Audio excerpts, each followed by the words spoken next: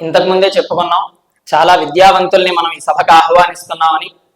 అటువంటి వారి గురించి మాట్లాడేటప్పుడు కానీ, అటువంటి వారి గురించి వివరించేటప్పుడు కానీ మాకందరికీ చక్కగా అర్థమయ్యేలాగా, అదేవిధంగా వారి స్థాయి తగ్గకుండా వారిని గురించి చెప్తూ మా స్థాయికి, చిన్నవాళ్ళ స్థాయికి అర్థమయ్యేలాగా మాకు వివరిస్తూ ఈ సభని నిరాటంకంగా ముందుకు తీసుకెళ్లడం కోసం విశిష్ట అతిథులైనటువంటి గండికోట శ్రీ వెంకట సుబ్రహ్మణ్య శర్మ గారు అన్నయ్య గారిని వేదిక మీదకి ఆహ్వానిస్తున్నాం సాధారణంగా.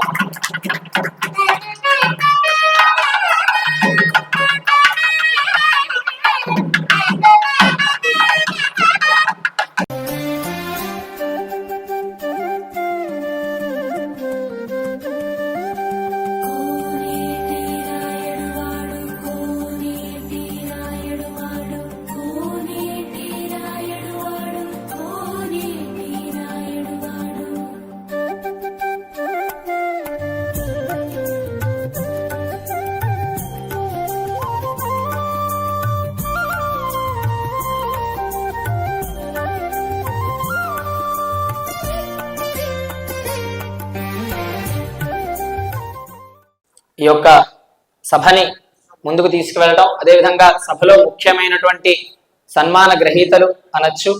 అటువంటి వారిలో ముందుగా కప్పగంతు శ్రీ రామలింగ ఘనాపాటి గారిని నమస్కార పూర్వకంగా వేదిక మీదకి రావాల్సిందిగా ఆహ్వానిస్తున్నాం.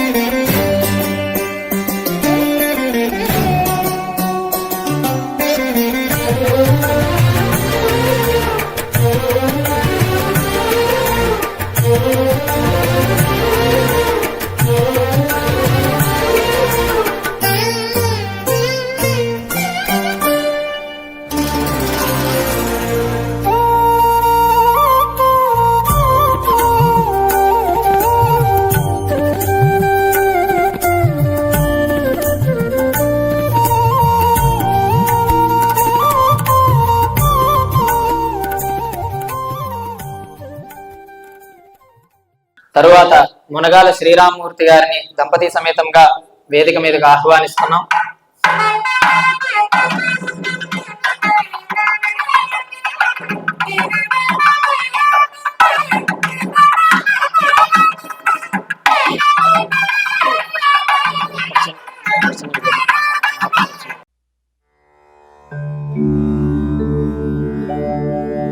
అఖండ మండలాకారం వ్యాప్తం యేన చరాచరం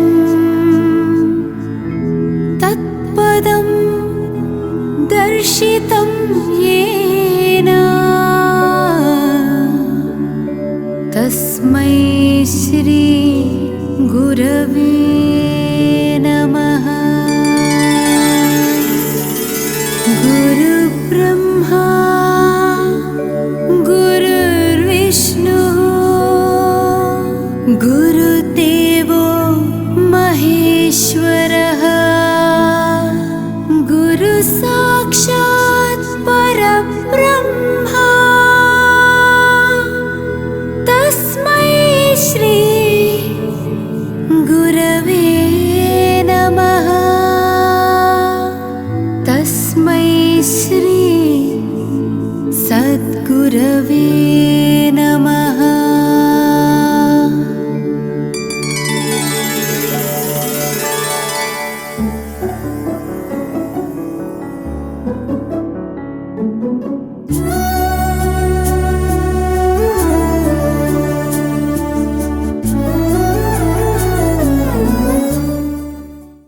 ఇందాక చెప్పుకున్న విధంగా ఈ వ్యాస పౌర్ణమి, గురు పౌర్ణమి, దానికి సంబంధించినటువంటి కొన్ని ముఖ్య విషయాల్ని మనం ఇటువంటి పెద్దల వద్ద నుంచి తెలుసుకొని మన జీవితానికి హితోధికంగా ఉపయోగపడేటువంటి విధంగా మన జీవనాలు మారుతాయని, మార్చాలని వారిని కోరుకుందాం.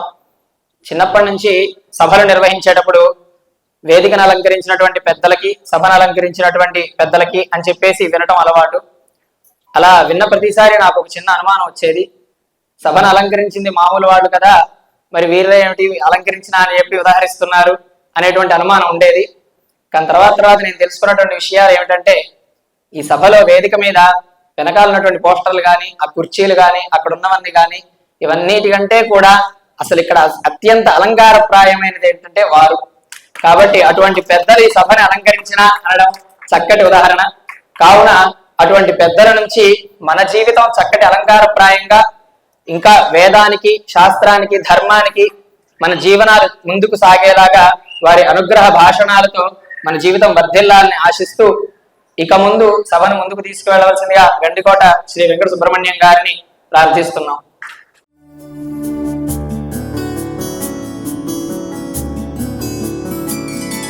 అనంత సంసార సముద్రతార నౌకాయితాభ్యా గురుభక్తిదాభ్యా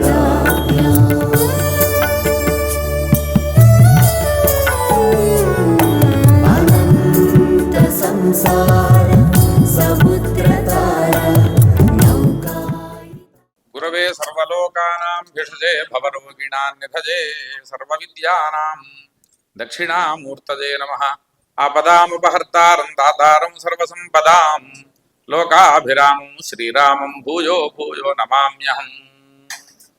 గురుర్బ్రహ్మా గురుర్విష్ణుః గురుర్దేవో మహేశ్వరః గురుః సాక్షాత్ పరం బ్రహ్మ తస్మై శ్రీ గురవే నమః. చాలా అద్భుతమైనటువంటి సభ. వ్యాస పౌర్ణమిని పురస్కరించుకొని శిష్య బృందం అంతా కూడా గురువుగారి సంకల్పం ఏదైతే ఉన్నదో, గురువుగారికి చేసేటువంటి పూజా మహోత్సవం గురు పూజ, వ్యాస పూర్ణిమ అంటే, అటువంటి గురువుగారి యొక్క ఆదేశాల మేరకు మనం కాదు, నాకు మీరు చేయటం కాదు, సమాజంలో ఉన్నటువంటి పండితులు ఎవరైతే ఉన్నారో అటువంటి పండితులను సత్కరించడం ద్వారా మనం సరైనటువంటి విధానంలో మనం వ్యాస పూజని మనం నిర్వర్తించుకున్న వాళ్ళం అవుతాము అనేటువంటి ఉపదేశ మాత్రము చేత, సంకల్పము చేత శిష్యులంతా కూడా సమాయత్తమై ఎంతో అద్భుతమైనటువంటి, దీనికి నెల రోజుల నుంచి వాళ్ళంతా కూడా ఎంతో కష్టపడి నా దగ్గరికి కూడా రావడం జరిగింది. నెల రోజుల నుంచి వాళ్ళంతా కూడా కష్టపడి ఈ వ్యవస్థనంతా కూడా ఏర్పాటు చేసి గురువు గారి యొక్క ఆదేశాల మేరకు ఎట్లా చేస్తే బాగుంటుంది, ఏమిటి, ఎవరిని సన్మానించాలి, ఇటువంటివన్నీ కూడా ఎన్నో వాళ్ళు చేసి ఈ రూపకానికి తీసుకొచ్చారు. ఈ రూపానికి చాలా అద్భుతమైనటువంటిది. ఇవాళ మనం ఎందుకు వ్యాస పూర్ణిమ నాడు ఇట్లా చెయ్యాలి అంటే, ప్రతి ద్వాపర యుగాంతంలోనూ కూడా ఈ పీఠాన్ని అధిష్ఠించినటువంటి వారికి వ్యాసుడు అని పేరు. ఇక్కడ మనం ఎవరైతే చెప్పుకుంటున్నామో వ్యాసుడు అనేటువంటి ఆయన కృష్ణద్వైపాయనుడు. వీళ్ళ తండ్రి గారు, వీళ్ళ తాతగారు కూడా ఇటువంటి వారంతా కూడా 27 ఇప్పటికి వ్యాస భగవానుడు రూపంలో వాళ్ళంతా కూడా పూజింపబడినటువంటి వారే. ఎందుకంటే మనం అంటాం కదా అష్టావింశన్ మహాయుగే అంటున్నాం. ఇది 28వ కలియుగంగా మనం చెప్పుకుంటున్నాం. అంటే ఇప్పటికి 27 సార్లు 27 మంది ఈ పీఠాన్ని అధిష్ఠించినటువంటి వారు ఉన్నారు. ఇప్పుడు అధిష్ఠించినటువంటి వారు ఎవరు అంటే కృష్ణద్వైపాయనుడు అని ఆయన పేరు. అది ఎందువల్ల ఆయన కృష్ణద్వైపాయనుడు అనే పేరు అంటే, ఆయన పరాశర మహర్షికి జన్మించాడు. అదే కదా, వ్యాసం వసిష్ఠనప్తారం శక్తేః పౌత్రం అకల్మషం పరాశర ఆత్మజం వందే సుఖతాతం తపోనిధిం అంటారు. వ్యాసం వసిష్ఠనప్తారం, వసిష్ఠ మహర్షి యొక్క ముని మనవడయ్యా. అట్లాగే శక్తేః పౌత్రం అకల్మషం, శక్తి మహర్షికి మనమడు. అట్లాగే శక్తేః పౌత్రం అకల్మషం పరాశర ఆత్మజం వందే, పరాశర మహర్షి యొక్క కుమారుడయ్యా ఆయన. అట్లాగే ఆవిడ పేరు ఏమిటి, ఆవిడ మత్స్యగంధి అనమాట. ఆవిడ సత్యవతి అనమాట ఆవిడ పేరు. ఆవిడ యమునా నదీ తీరంలో ఒక ద్వీపంలో జన్మించారు. ఆవిడ మత్స్యగంధి అంటే చేప కదండి, అందువల్ల ఆ రూపంలో ఆయన ఆ నీళ్లలో జన్మించడం జరిగిందనమాట. యమునా నదిలో ఒక ద్వీపంలో జన్మించారు కాబట్టి ఆయనకి ద్వైపాయనుడు అనేటువంటి పేరు కూడా ఉన్నది. అట్లాగే అందువల్లే మనం ఆ కృష్ణద్వైపాయనుడు అనేటువంటి పేరును మనం పిలుస్తూ ఉంటాం అనమాట. అట్లాగే నల్లగా ఉండటం చేత ఆయనకి కృష్ణద్వైపాయనుడు అనేటువంటి నామం అనమాట. అట్లాగే ఇంకొక ముఖ్యమైనటువంటి విషయం ఏంటంటే, ఆయన చాలా కాలం బదరి ఆశ్రమంలో ఉన్నారనమాట. అందువల్ల బాదరాయనుడు అనేటువంటి పేరు కూడా ఆయనకు ఉందన్నమాట. అందువల్ల శక్తేః పౌత్రం అకల్మషం పరాశర ఆత్మజం వందే సుఖతాతం తపోనిధం. సాక్షాత్తు సుఖయోగీంద్రుడికి తండ్రయ్య అటువంటి వ్యాస మహర్షిని మనం పూజించాలి. ఏమిటి అసలు ఈ పూజ ఎందుకు వచ్చింది అని ఆలోచిస్తే, ఒకసారి వ్యాస మహర్షి రూపాంతరం చేత కాశీలో ప్రతినిత్యము కూడా గంగా స్నానం చేయటం ఇటువంటివన్నీ చేస్తూ ఉండేవాడు అనమాట. ఆ కాశీనగరంలోనే వేదనిధి వేదవతి అనేటువంటి ఒక వేదం చదువుకున్నటువంటి బ్రాహ్మడు, అట్లాగే ఆ దంపతులు ఇద్దరు కూడా చాలా కాలం సంతానం లేక సంతాన భాగ్యం కలగక ఆ స్వామి ఆ రూపంలో వస్తున్నారనే విషయం వాడు గ్రహించి తెలుసుకొని ఆయన ఆరాధించారు, పూజించారు, అర్చించారు. ఆ తర్వాత వ్యాస మహర్షి వాళ్ళిద్దరినీ కూడా అనుగ్రహించాడు, సంతానం కలిగింది. ఆ సందర్భంలో వాళ్ళు అడిగారు అనమాట, అయా మహానుభావ, మేము మిమ్మల్ని పూజించుకోవాలంటే మాకు ఏదైనా మార్గం చెప్పండి అని అడిగారు అనమాట. అడిగినప్పుడు అప్పుడు చెప్పారనమాట, ఏమని, ప్రతి సంవత్సరము కూడా నేను పుట్టినటువంటి తిథి ఏదైతే ఉన్నదో అదే వ్యాస పూర్ణిమ. ఈ వ్యాస పూర్ణిమ నాడు మీరు పరంపరాగతంగా వచ్చేటువంటి గురువుల్ని పూజించండి. ఆ గురువుల్ని పూజించడం వల్ల నేను చాలా సంతోషిస్తాను, మిమ్మల్ని అందరినీ అనుగ్రహిస్తాను అన్నాడు. ఈ పరంపరలో వచ్చినటువంటి విధానమే మనకి ఈ వ్యాస పూర్ణిమ. దాన్ని పురస్కరించుకొని మన గురువులు ఎవరైతే ఉన్నారో, అంటే గురువులు అంటే ఎవరు, ఇప్పుడు కొన్ని పీఠాల్లో కొంతమంది రకరకాలుగా చెప్తూ ఉంటారు, అది ఎవరి పీఠ పరంపరలో ఉండి దాని గురించి మనకేం వివాదాలు ఏం లేవు. దాంట్లో చెప్తారనమాట, నారాయణం పద్మభువం వశిష్ఠం శక్తించ తత్పుత్ర పరాశరం చ వ్యాసం సుఖం గౌడపదం మహాంతం గోవిందయోగీంద్రమథాస్య శిష్యం శ్రీశంకరాచార్యమథాస్య పద్మపాదం చ హస్తామలకం చ శిష్యం తం తోటకం వార్తికకారమన్యాన్ అస్మద్గురువును సంతతమానతోస్మి అంటారు. అంటే ఇది గురు పరంపర అన్నమాట. నారాయణుడి దగ్గర నుంచి ప్రారంభమై దీంట్లో సదాశివ సమారంభం అని చెప్పేవాడు కూడా ఉంటారు. కొన్ని శ్లోకాల్లో చాలా మంది, నేను మొన్న ఒక సభలో అదే చెప్పారనమాట. చాలా మంది సరే నారాయణ సమారంభమైనా అనొచ్చు, సదాశివ సమారంభమైనా అనొచ్చు, దాంట్లో ఇబ్బంది ఏం లేదు. కానీ ఈ వ్యాస పూర్ణిమ గురు పౌర్ణమిని పురస్కరించుకొని చేసే సభల్లో శంకరాచార్య మధ్యమాం అని రాస్తున్నారు. యథార్థంగా శంకరాచార్య స్వామికి ఈ వ్యాస పూర్ణమికి సంబంధం లేదు. అంటే లేదా అంటే ఉంటుంది, అది వేరే విషయం. శంకర జయంతికి శంకరాచార్య స్వామిని పూజిస్తున్నాం కదా మనం, అది శంకర జయంతి ఉత్సవాలు జరుగుతూనే ఉన్నాయి కదా. కానీ ఆ శ్లోకంలో మాత్రం ఖచ్చితంగా నారాయణ సమారంభం శంకరాచార్య మధ్యమాం అంటం కన్నా వ్యాస శంకర మధ్యమాం అని అంటమే ధర్మము. ఎందుకంటే అసలు వ్యాసుడు లేకుండా శంకరుడు లేదు. ఇందాక మనం చెప్పుకున్నటువంటి శ్లోకంలో కూడా అదే అర్థం. ఏమని వచ్చింది, ఆ నారాయణం పద్మభువం వశిష్ఠం శక్తించ తత్పుత్ర పరాశరం చ వ్యాసం సుఖం గౌడపదం మహాంతం గోవింద యోగీంద్ర మథాస్య శిష్యం శ్రీ శంకరాచార్య అని అక్కడ వచ్చింది. అంటే మొట్టమొదట్లో పుత్ర పరంపర వచ్చింది, ఆ తర్వాత ఏమొచ్చింది, శిష్య పరంపర వచ్చిందనమాట.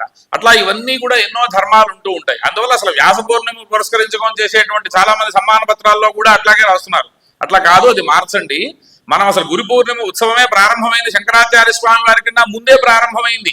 అంటే ఆషాఢ పౌర్ణమి అంతే కదా, వ్యాసుడు ముందువాడు కదా ఇంకా. అందువల్ల ఖచ్చితంగా దాంట్లో వ్యాస అనే పేరు ఉండాలి అనేటువంటిది సిద్ధాంత పక్షం. అది సరే, అది అట్లా ఉన్నటువంటి సందర్భంలో అక్కడి నుంచి కూడా పరంపరగా మనకి మొదలైనటువంటి ఈ ఏదైతే ఉన్నదో ఈ వ్యాస పౌర్ణమిని పురస్కరించుకొని మనం ఖచ్చితంగా గురువుల్ని మనం ఆ రోజు పూజించి తీరాలి. ఎందుకోసం, ఎందుకంటే మనకి బయట సంప్రదాయంలో 3 రకాలుగా ఉంటారు. గురువులు వేరు, ఉపాధ్యాయులు వేరు, ఆచార్యులు వేరు. ఈ ముగ్గురు వేరు వేరు, దాన్ని కలపటానికి లేదు. ఇప్పుడు బయట మామూలుగా కొన్ని సందర్భాల్లో మనం కలిపి చూడొచ్చు. ఇప్పుడు నమస్తే గురువు అంటూ ఉంటాం, ఎవరిని పడితే వాడిని. అట్లా కాదుగా, అదే చెప్పారనమాట. గురుగీతలో అంటారనమాట, గుకారశ్చ అంధకారస్తు రుకారస్తన్నిరోధకృత్ అంధకార వినాశిత్వాత్ గురురిత్యభిధీయతే అంటారు గురుగీతలో. అంటే ఏమంటున్నాడు అక్కడ, గు అంటే చీకటి అని అర్థం, రు అంటే తొలగింపచేసేవాడు అని అర్థం. అంటే మనలో ఉన్నటువంటి అజ్ఞాన అంధకారాన్ని తొలగించేవాడు, అటువంటి వారే సాక్షాత్తు గురువు. అటువంటి వారు ఎవరు అంటే మనకి వ్యాసపీఠం దగ్గర నుంచి ఎక్కినటువంటి ఆ పీఠాన్ని అధిరోహించినటువంటి మహానుభావులు ఎంతో మంది ఉన్నారు. అట్లాగే దీన్ని మరి మనం వ్యాసుడు అని అంటున్నాం కదా, వ్యాసుడు అని ఎందుకు అంటున్నాం, దీనికి గల కారణం ఏమిటి అన్నప్పుడు అదే మనకి మనకి విష్ణు స్మృతిలో విష్ణు పురాణంలో ఒక మాట చెప్తాడు అనమాట. ఏకయేవ యజుర్వేద తన్ చతుర్థ వ్యకల్పయేత్ అంటాడు. అంటే ఏమిటి, అంతకుముందు వేదమంతా కూడా మనకి కలిసి ఉండేది కదా. అప్పుడు ఉన్నటువంటి మనుష్యులకి ఉన్నటువంటి ఎంతో తెలివితేటలు కానీ జ్ఞానం కానీ దాని గురించి విష్ణు పురాణంలో చెప్తాడు. ద్వాపరే విష్ణు వ్యాసరూపీ మహామునే వేదమేకముసు బహుధా కురుతే జగతోహిత వీర్యం తేజో బలంచాత్వం మనుష్యాణం అవేక్ష్య చ హితాయ సర్వభూతానాం వేదభేదాం కరోతి సహా అంటాడు విష్ణు స్మృతిలో విష్ణు పురాణంలో అన్నటువంటి మాట అన్నమాట. అంటే ఏమిటి, ప్రతి ద్వాపర యుగమందు కూడా అంత్యకాలంలో అంటే యుగాంతంలో సాక్షాత్తు విష్ణు పరమాత్మే వ్యాసుడు రూపంలో అవతరిస్తున్నాడయా. అందువల్లే సాక్షాత్తు ఏమన్నారు, శంకర శంకరాచార్య వ్యాసో నారాయణో హరిహి అన్నారు. సాక్షాత్తు కైలాస శంకరుడే కాలడీ శంకరుడుగా వచ్చారయ్యా, అట్లాగే ఆ వైకుంఠ నారాయణుడే బదరీ నారాయణుడిగా అవతరించాడయ్యా అన్నారు. అందువల్ల సాక్షాత్తు విష్ణు స్వరూపమేనండి, దాంట్లో ఏమీ మనకి మార్పు లేదు. ఎందువల్ల దాంట్లో చెప్పారు ద్వాపరే విష్ణు వ్యాసరూపీ మహామునే, ఆయన సాక్షాత్తు వ్యాస రూపంలో అవతరిస్తారయ్యా. అట్లాగే వేదమేకం సుబహుధా కురుతే జగతోహిత, వేదాన్ని విభజించారు. ఎందుకోసం విభజించవలసి వచ్చింది? ఆ రోజుల్లో ఏమిటంటే వీర్యం తేజోబలంచాత్వం మనుష్యాణం అవేక్ష్యచ, అప్పుడు స్మరణ మాత్రం ఒకసారి గురువులు చెబితేనే విని వెంటనే వాళ్ళు, అందువల్లేగా దానికి శృతి అని పేరు, వాళ్ళు చెప్పగలిగేటువంటి సామర్థ్యం వాళ్ళల్లో విద్యార్థుల్లో ఉండేది. కానీ అది రాను తగ్గుతూ వచ్చింది. ఆ రోజుల్లో ఏమిటంటే వేదానదీత్య వేదవ్వా వేదం వాపి యథాక్రమాత్ అంటాడు మనుస్మృతిలో. అంటే ఏమిటి? వేదానదీత్య వేదవ్వా, ముందు 4 వేదాలు అధ్యయనం చేయమని చెప్పాడు. ఒకవేళ అట్లా కాదు 3 చేయాలయా కనీసం, లేదు కనీసం వేదవ్వా అంటున్నాడు, 2 చేయమన్నాడు. చివరికి ఏమని చెప్పాడు? వేదం వాపి యథాక్రమాత్ అన్నారు. ఒక్క వేదమైనా అధ్యయనం చేయాలయా, లేకపోతే దౌర్బ్రాహ్మణ్యం ఉంది కదా, అందువల్ల సంహిత మాత్ర పారాయణ అంటాం హేమాద్రి ప్రాయశ్చిత్తంలో కూడా. ఇట్లా కొన్ని నియమాలు ఏవో దౌర్బ్రాహ్మణ్యం లేకుండా ఉండడానికి ఇంకా దిగి ఇంకా చాలా చెప్పాడు. దాంట్లో ఒక చోట చెప్తాడనమాట, గాయత్రి సారమాత్రో బినదు దుర్బ్రాహ్మణో భవేత్ అంటాడు. అంటే కనీసం గాయత్రి జపం చేసుకున్నా కూడా నీకు దౌర్బ్రాహ్మణ్యం ఉండదురా. అంటే ఇవాళ కాలానుగుణ్యాన్ని బట్టి అధ్యయనం చేయడం కష్టతరం అవుతోంది కాబట్టి అటువంటివన్నీ కూడా ఎన్నో మార్గాలు సూక్ష్మంగా ఉపదేశించినటువంటి అన్నమాట. అట్లా సాక్షాత్తు వ్యాస పరమాత్మ మనుష్యులకి ఇక్కడ ఎక్కువ కాలం ఆయుర్దాయం తక్కువ. ఆ రోజుల్లో ఏమిటంటే కృతత్రేత ద్వాపర యుగాల్లో ప్రతి వ్యక్తి కూడా సగటున 17,000 సంవత్సరాల ఆయుర్దాయం ఉండేది. ఆ రోజుల్లో లైఫ్ టైం ఎక్కువ కాలం వాళ్ళు. అందువల్లే చాలా దాంట్లో ఒక చోట అనేక రకాలైనటువంటి విషయాలు మనకి చెప్తూ ఉంటారనమాట. అందువల్ల కలియుగంలో ఆయుర్దాయం ఆయుష్ ప్రమాణం తక్కువ కాబట్టి వీళ్ళంతా కూడా చాలా తేలిగ్గా అధ్యయనం చేయడం కోసం ఏం చేశారంటే, అంతకుముందు యజుర్వేదం అనే పేరుతోనే ఉండేది, ఈ వేదాలన్నీ కూడా కలిసి ఉండేదన్నమాట. కానీ దాని తర్వాత దాంట్లోనే ఋగ్వేదం ఉంది, దాంట్లోనే అథర్వవేదం సామవేదం కూడా మిళితమై ఉండేవి, కానీ పేరుకు మాత్రం యజుర్వేదం అనే ఉండేవి అనమాట. కానీ దాన్ని ఏం చేశారు, దాన్ని విభజించినప్పుడు దానిగా విభజించడం చేత ఆ విభజించినటువంటి వ్యక్తి వ్యాసుడు కాబట్టి ఆయనకి ఆ వ్యాసుడు అనేటువంటి వేద విభజన చేయగలిగాడు కాబట్టి ఆయనకి వ్యాసుడు అనేటువంటి పేరు కూడా ఉత్పన్నమైందనమాట. అందువల్ల సాక్షాత్తు పరమాత్మ స్వరూపమే. అందువల్లే అంటారు, ఆయన గురించి ఒక చోట చెప్తారనమాట, అచతుర్వదనో బ్రహ్మాద్విబాహురపరో హరి అభారలో జనశంభుర్ భగవాన్ బాదరాయణ అంటారు. అచతుర్వదనో బ్రహ్మ, ఆయనకి 4 ముఖాలు లేవయా, కానీ ఆయన సాక్షాత్తు బ్రహ్మమ్యుడు, బ్రహ్మస్వరూపం సాక్షాత్తు. ద్విబాహురపరో హరిహి, 2 చేతులున్నాయి కానీ ఆయన విష్ణుమూర్తయా. ద్విబాహురపరో హరిహి అపాలలో జనశంభు, 3వ నేత్రం లేదయా, కానీ ఆయన అటువంటి త్రిమూర్తి ఆత్మకమయ్యా అన్నారు. అందువల్లే వీటి గురించి చెప్తూ ఒకసారి ఒక చోట అంటాడనమాట, ఆద్యే సత్వముని సతాం వితరతి జ్ఞానం ద్వితీయే యుగే దత్తో ద్వాపరనామకే దుసుమతిర్వ్యాస కలౌ శంకర. ఆ పరంపరాగతంలో గురు ఎట్లా వచ్చారు అంటే మనకి శంకరుడు కూడా. అందువల్లే మనం చాలా మంది ఉన్నారు గురుడు. ఇప్పుడు మనం కృష్ణ వందే జగద్గురు అంటాం, ఆయన గురువే. అట్లాగే వ్యాసుడిని మనం గురు పౌర్ణమి నాడు ఆరాధిస్తున్నాం, కానీ అందరికీ మనం తర్పణాలు ఇచ్చేటప్పుడు ఇస్తున్నామా అంటే కేవలం శంకరులనే మనం తీసుకుంటాం. మనం ఆత్రేయ గోత్రం శంకరాచార్య స్వామికే మనం చేస్తున్నాం, ఆచార్య స్వామి వారికి. అందువల్ల ఆ గురు పరంపరలో అదే అంటాడు కపిలుడ్డ ముందు, ఆద్యే సత్వముని. సత్వముని అంటే ఎవరు? కపిల మహర్షి అనమాట. ఆయన ముందు గురువయ్యా, తొలి గురువు ఆయన. కృతయుగంలో ఉన్నాడు. ఆద్యే సత్వముని సతాం వితరతి జ్ఞానం ద్వితీయే యుగే దత్తో ద్వాపరనామకేతు సుమతి. తర్వాత 2వ త్రేతాయుగం మొదలైందయా. అక్కడ త్రేతాయుగంలో సాక్షాత్తు దత్తాత్రేయులు వారే గురువుగా అవతరించాడయా అన్నాడు. మనకి మొత్తం భాగవతంలో 51 అవతారాలు చెప్తాడనమాట, 21 అవతారాలు చెప్తారు. ఈ 21 అవతారాల్లో దత్తాత్రేయ అవతారం కూడా ఒకటిగా చెప్పారు. మామూలుగా మనం 10 అవతారాలు వింటూ ఉంటాం కదా విష్ణుమూర్తివి, భాగవతంలో 21 అవతారాలు చెప్పాడు. దాంట్లో దత్తాత్రేయ అవతారం కూడా ఒకటే అనమాట. అటువంటి ఆయనయ తర్వాత ఆద్యే సత్వముని సదాం వితరతి జ్ఞానం ద్వితీయే యుగే దత్తో ద్వాపరనామకే దుసుమతిర్వ్యాస కలౌ శంకర. తర్వాత ద్వాపర యుగంలో వ్యాస పరమాత్మయ కలవు శంకర అన్నారు. కలియుగంలో సాక్షాత్తు గురు, సాక్షాత్తు కైలాసం నుంచి వచ్చినటువంటి ఆచార్య స్వామి ఎవరైతే ఉన్నారో వారేనయ్యా అన్నారు. అటువంటి గురు పౌర్ణమిని పురస్కరించుకొని మనం చేస్తూ ఉన్నాం కదా. ఇవాళ ప్రధానంగా గురువు అనే శబ్దానికి ఇందాక మనం చెప్పుకుంటూ ఉన్నాం, మనలో ఉన్నటువంటి అజ్ఞాన అంధకారాన్ని తొలగించాలి. అటువంటి తొలగించేవాడే గురువు. గుకారశ్చ అంధకారస్తు రుకారస్థ నిరోధకృత్ అంధకార వినాశిత్వాత్ గురురిత్యభిధీయతే అన్నారు. ఆ గురువుకు ఉండవలసినటువంటి ఎటువంటి భావాలు ఉండాలి, అట్లాగే శిష్యుడు వీడు కూడా గురువు యందు ఎట్లా ప్రవర్తించాలి, అనేటువంటివి అనేక విషయాలు చెప్పారన్నమాట. ఒక చిన్న కొన్ని శ్లోకాలే చెప్పుకున్నాం, ఎందుకంటే ఇదంతా పండితులు ఉన్నటువంటి సభ. యథార్థంగా నాకు మాట్లాడే అర్హత లేదు. సరే, ఏదో కొంత నలుగురికి అర్థమయ్యే, ఇందాక మా అబ్బాయి చెప్పినట్టుగా, పిల్లవాడు చెప్పినట్టుగా అర్థం అవ్వాలనేటువంటి విషయంలో తెలిసిన వాళ్ళ కోసం చెప్పడం కాదు, ఇదంతా కూడా తెలియని వాళ్ళ కోసమే చెప్పడం, ఇక్కడ కూర్చోబెట్టడం. ఇక్కడ కూర్చున్నటువంటి గురువులంతా కూడా సమర్థులు.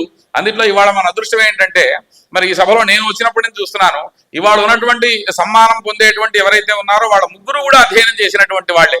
సహజంగా నాకు మామూలుగా ఒక స్మార్థం చదువుకున్నటువంటి విద్యార్థి గురువు గారు కూడా స్మార్థ పండితుడై స్మార్థం చదువుకున్న వాళ్ళ దగ్గర అధ్యయనం చేయడం అదొక పద్ధతి. కానీ ఈ సభలో ఉన్నటువంటి గొప్పతనం ఏంటంటే, ఈ శిష్యులంతా కూడా వేదం చదువుకున్నటువంటి గురువు గారి దగ్గర అధ్యయనం చేశారు. ఆ విద్యకు ఎక్కువ బలం ఉంటుంది. యథార్థంగా మనం మంత్రం చెప్పిన దానికి వాడు మంత్రం చెప్పిన దానికి తేడా ఉంటుంది కదా. మనం గణపనస్ చెప్తే ఎట్లా ఉంటుంది, వాడు చెప్తే ఎట్లా ఉంటుంది, తేడా ఉంటుందే ఉండదా? తెలుసు కదా, అది మనకి తెలుసు కదా. అది ఎట్లా పట్టాలి, ఎంతసేపు చెప్పాలి. గీతి శీఘ్రీ శిరకంపి తథా లిఖిత పాఠక అనర్థ అల్పకంఠశ్చ షడైతే పాఠకాధమాహ అంటాడు. ఇట్లా ఇవన్నీ ఇన్ని ఉన్నాయి కదా. ఇవన్నీ చాలా గొప్పదైనటువంటి అదృష్టాన్ని మీరంతా పొంది ఉన్నారని నేను అనుకుంటూ ఉంటాను అనమాట. అందువల్ల అది అందరికీ వచ్చే భాగ్యం కాదు. ఇవాళ చాలా స్మార్త పాఠశాలలు ఉన్నాయి. అక్కడ చెప్పే గురువులంతా కూడా వేదం అధ్యయనం చేసినటువంటి వాళ్ళ కాదు కదా. అది మహత్తరమైనటువంటి పుణ్యం అనమాట. అక్కడ అదే చెప్తారనమాట, గురువు ఎట్లా ఉండాలి, గురువు దగ్గర శిష్యులు ఎట్లా ఉండాలి, గురువు పిల్లల మీద ఎటువంటి వాత్సల్యాన్ని చూపించాలి అన్నటువంటి విషయాలు 4 మాట్లాడుకొని మనం ముందుకు వెళదాము సన్మానాల్లోకి. అక్కడ చెప్తారనమాట, గురుర్బంధుర బంధూనాం గురుశ్చక్షుర చక్షుషాం గురుః పితా చ మాతా చ సర్వేషాన్యాయవర్తినాం. గురుర్బంధుర బంధూనాం అన్నారు. ఏమీ అసలు ఎవరూ లేనటువంటి వాళ్ళకి సాక్షాత్తు గురువే బంధువయ్యా అన్నాడు. అట్లాగే గురుశ్చక్షుర చక్షుషాం, అజ్ఞానాంధకారంలో ఉన్నటువంటి వాడికి గురువే జ్ఞాన జ్యోతిని వెలిగిస్తాడు. అందువల్లే గురుర్ బ్రహ్మ గురుర్ విష్ణు గురుర్ దేవో మహేశ్వర గురు సాక్షాత్ పరబ్రహ్మ తస్మై శ్రీ గురవే నమః అంటారు. అంటే త్రిమూర్త్యాత్మకం ఆయనే అయ్యాడనమాట. గురుశ్చక్షుర చక్షుషాం, మనలో ఉన్నటువంటి అజ్ఞానాన్ని తొలగించి పారద్రోళి జ్ఞాన జ్యోతిని వెలిగింపజేస్తాడు. గురుశ్చక్షుర చక్షుషాం గురుః పితా చ మాతా చ, సాక్షాత్తు గురువే తల్లి తండ్రి అయ్యాడయా, అయ్యి ఆచార్యుడు కూడా అయ్యాడు. ఎందుకంటే మనకి శరీరాన్ని ఇచ్చినటువంటి తల్లిదండ్రులు చాలా ముఖ్యం. ఎందుకంటే ఈ శరీరం మీద పేటెంట్స్ హక్కు వాళ్ళకే ఉంటుంది. అందువల్ల ఆపస్తంభుల వారు ఒక చోట ధర్మసూత్రంలో అంటూ ఉంటారన్నమాట. ఆయన ఏమని, శరీరమేవ మాతాపితరో జనయిత సహి విద్యాతస్తంజన జతి తచ్శ్రేష్టం జన్మ. ఈ శరీరాన్ని మనకిచ్చిన తల్లిదండ్రులురా, ఈ కట్టె ఉన్నంత వరకు వాళ్ళకి మనం రుణపడే ఉండాలి. వాళ్ళు ఏం చెప్తే అదే, అందువల్ల వినదగునెవ్వరు చెప్పినా అన్నారు. అట్లాగే ఇంకొక మాట కూడా చెప్తారన్నమాట, యుక్తియుక్తం వచోగ్రాహ్యం వృద్ధాదపి శుకాదపి యుక్తియుక్తం వచస్త్యాద్యం బాలాదపి శుకాదపి వృద్ధాదపి శుకాదపి అన్నారు. మంచి మాట చిన్నపిల్లలు చెప్పినా వినాలయా అన్నారు. అందువల్ల ఎవరు చెప్పినా మనం వినాలి. విని దాన్ని ఏది యోగ్యమో మనం దాన్ని స్వీకరించడంలో ఉంటుందన్నమాట. అది ఒకసారి మన మనసులో మనం ఆలోచించాలన్నమాట.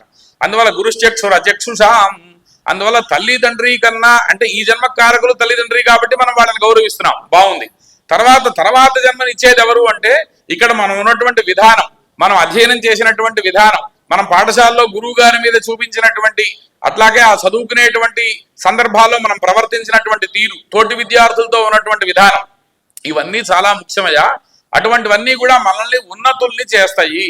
అట్లా ఎవరైతే ఉన్నారో గురుశ్చక్షుర చక్షుషాం గురుః పితా చ మాతా చ సర్వేషాన్యాయవర్తినాం, ఇటువంటివన్నీ కూడా గురువే సాక్షాత్తు వాళ్ళకి తల్లి తండ్రి. అటువంటి వాడు లేకపోతే, ఒకవాడ తల్లిదండ్రి లేనటువంటి వాడు వేద పాఠశాలలో ఉండి చదువుకుంటున్నాడు. అక్కడ తల్లిదండ్రి తనే అయి ఉన్నవాడికి కూడా అక్కడ ఎవరుంటారు. అందువల్ల మనకు ఉపనయనంలో అగ్నిష్టే హస్తమగ్రభేద అగ్నజే త్వా పరిదదామి సోమాజ త్వా పరిదదామి సవిత్రే త్వా పరిదదామి అని దేవతలకు అప్పచెప్తూ ఉంటాడు.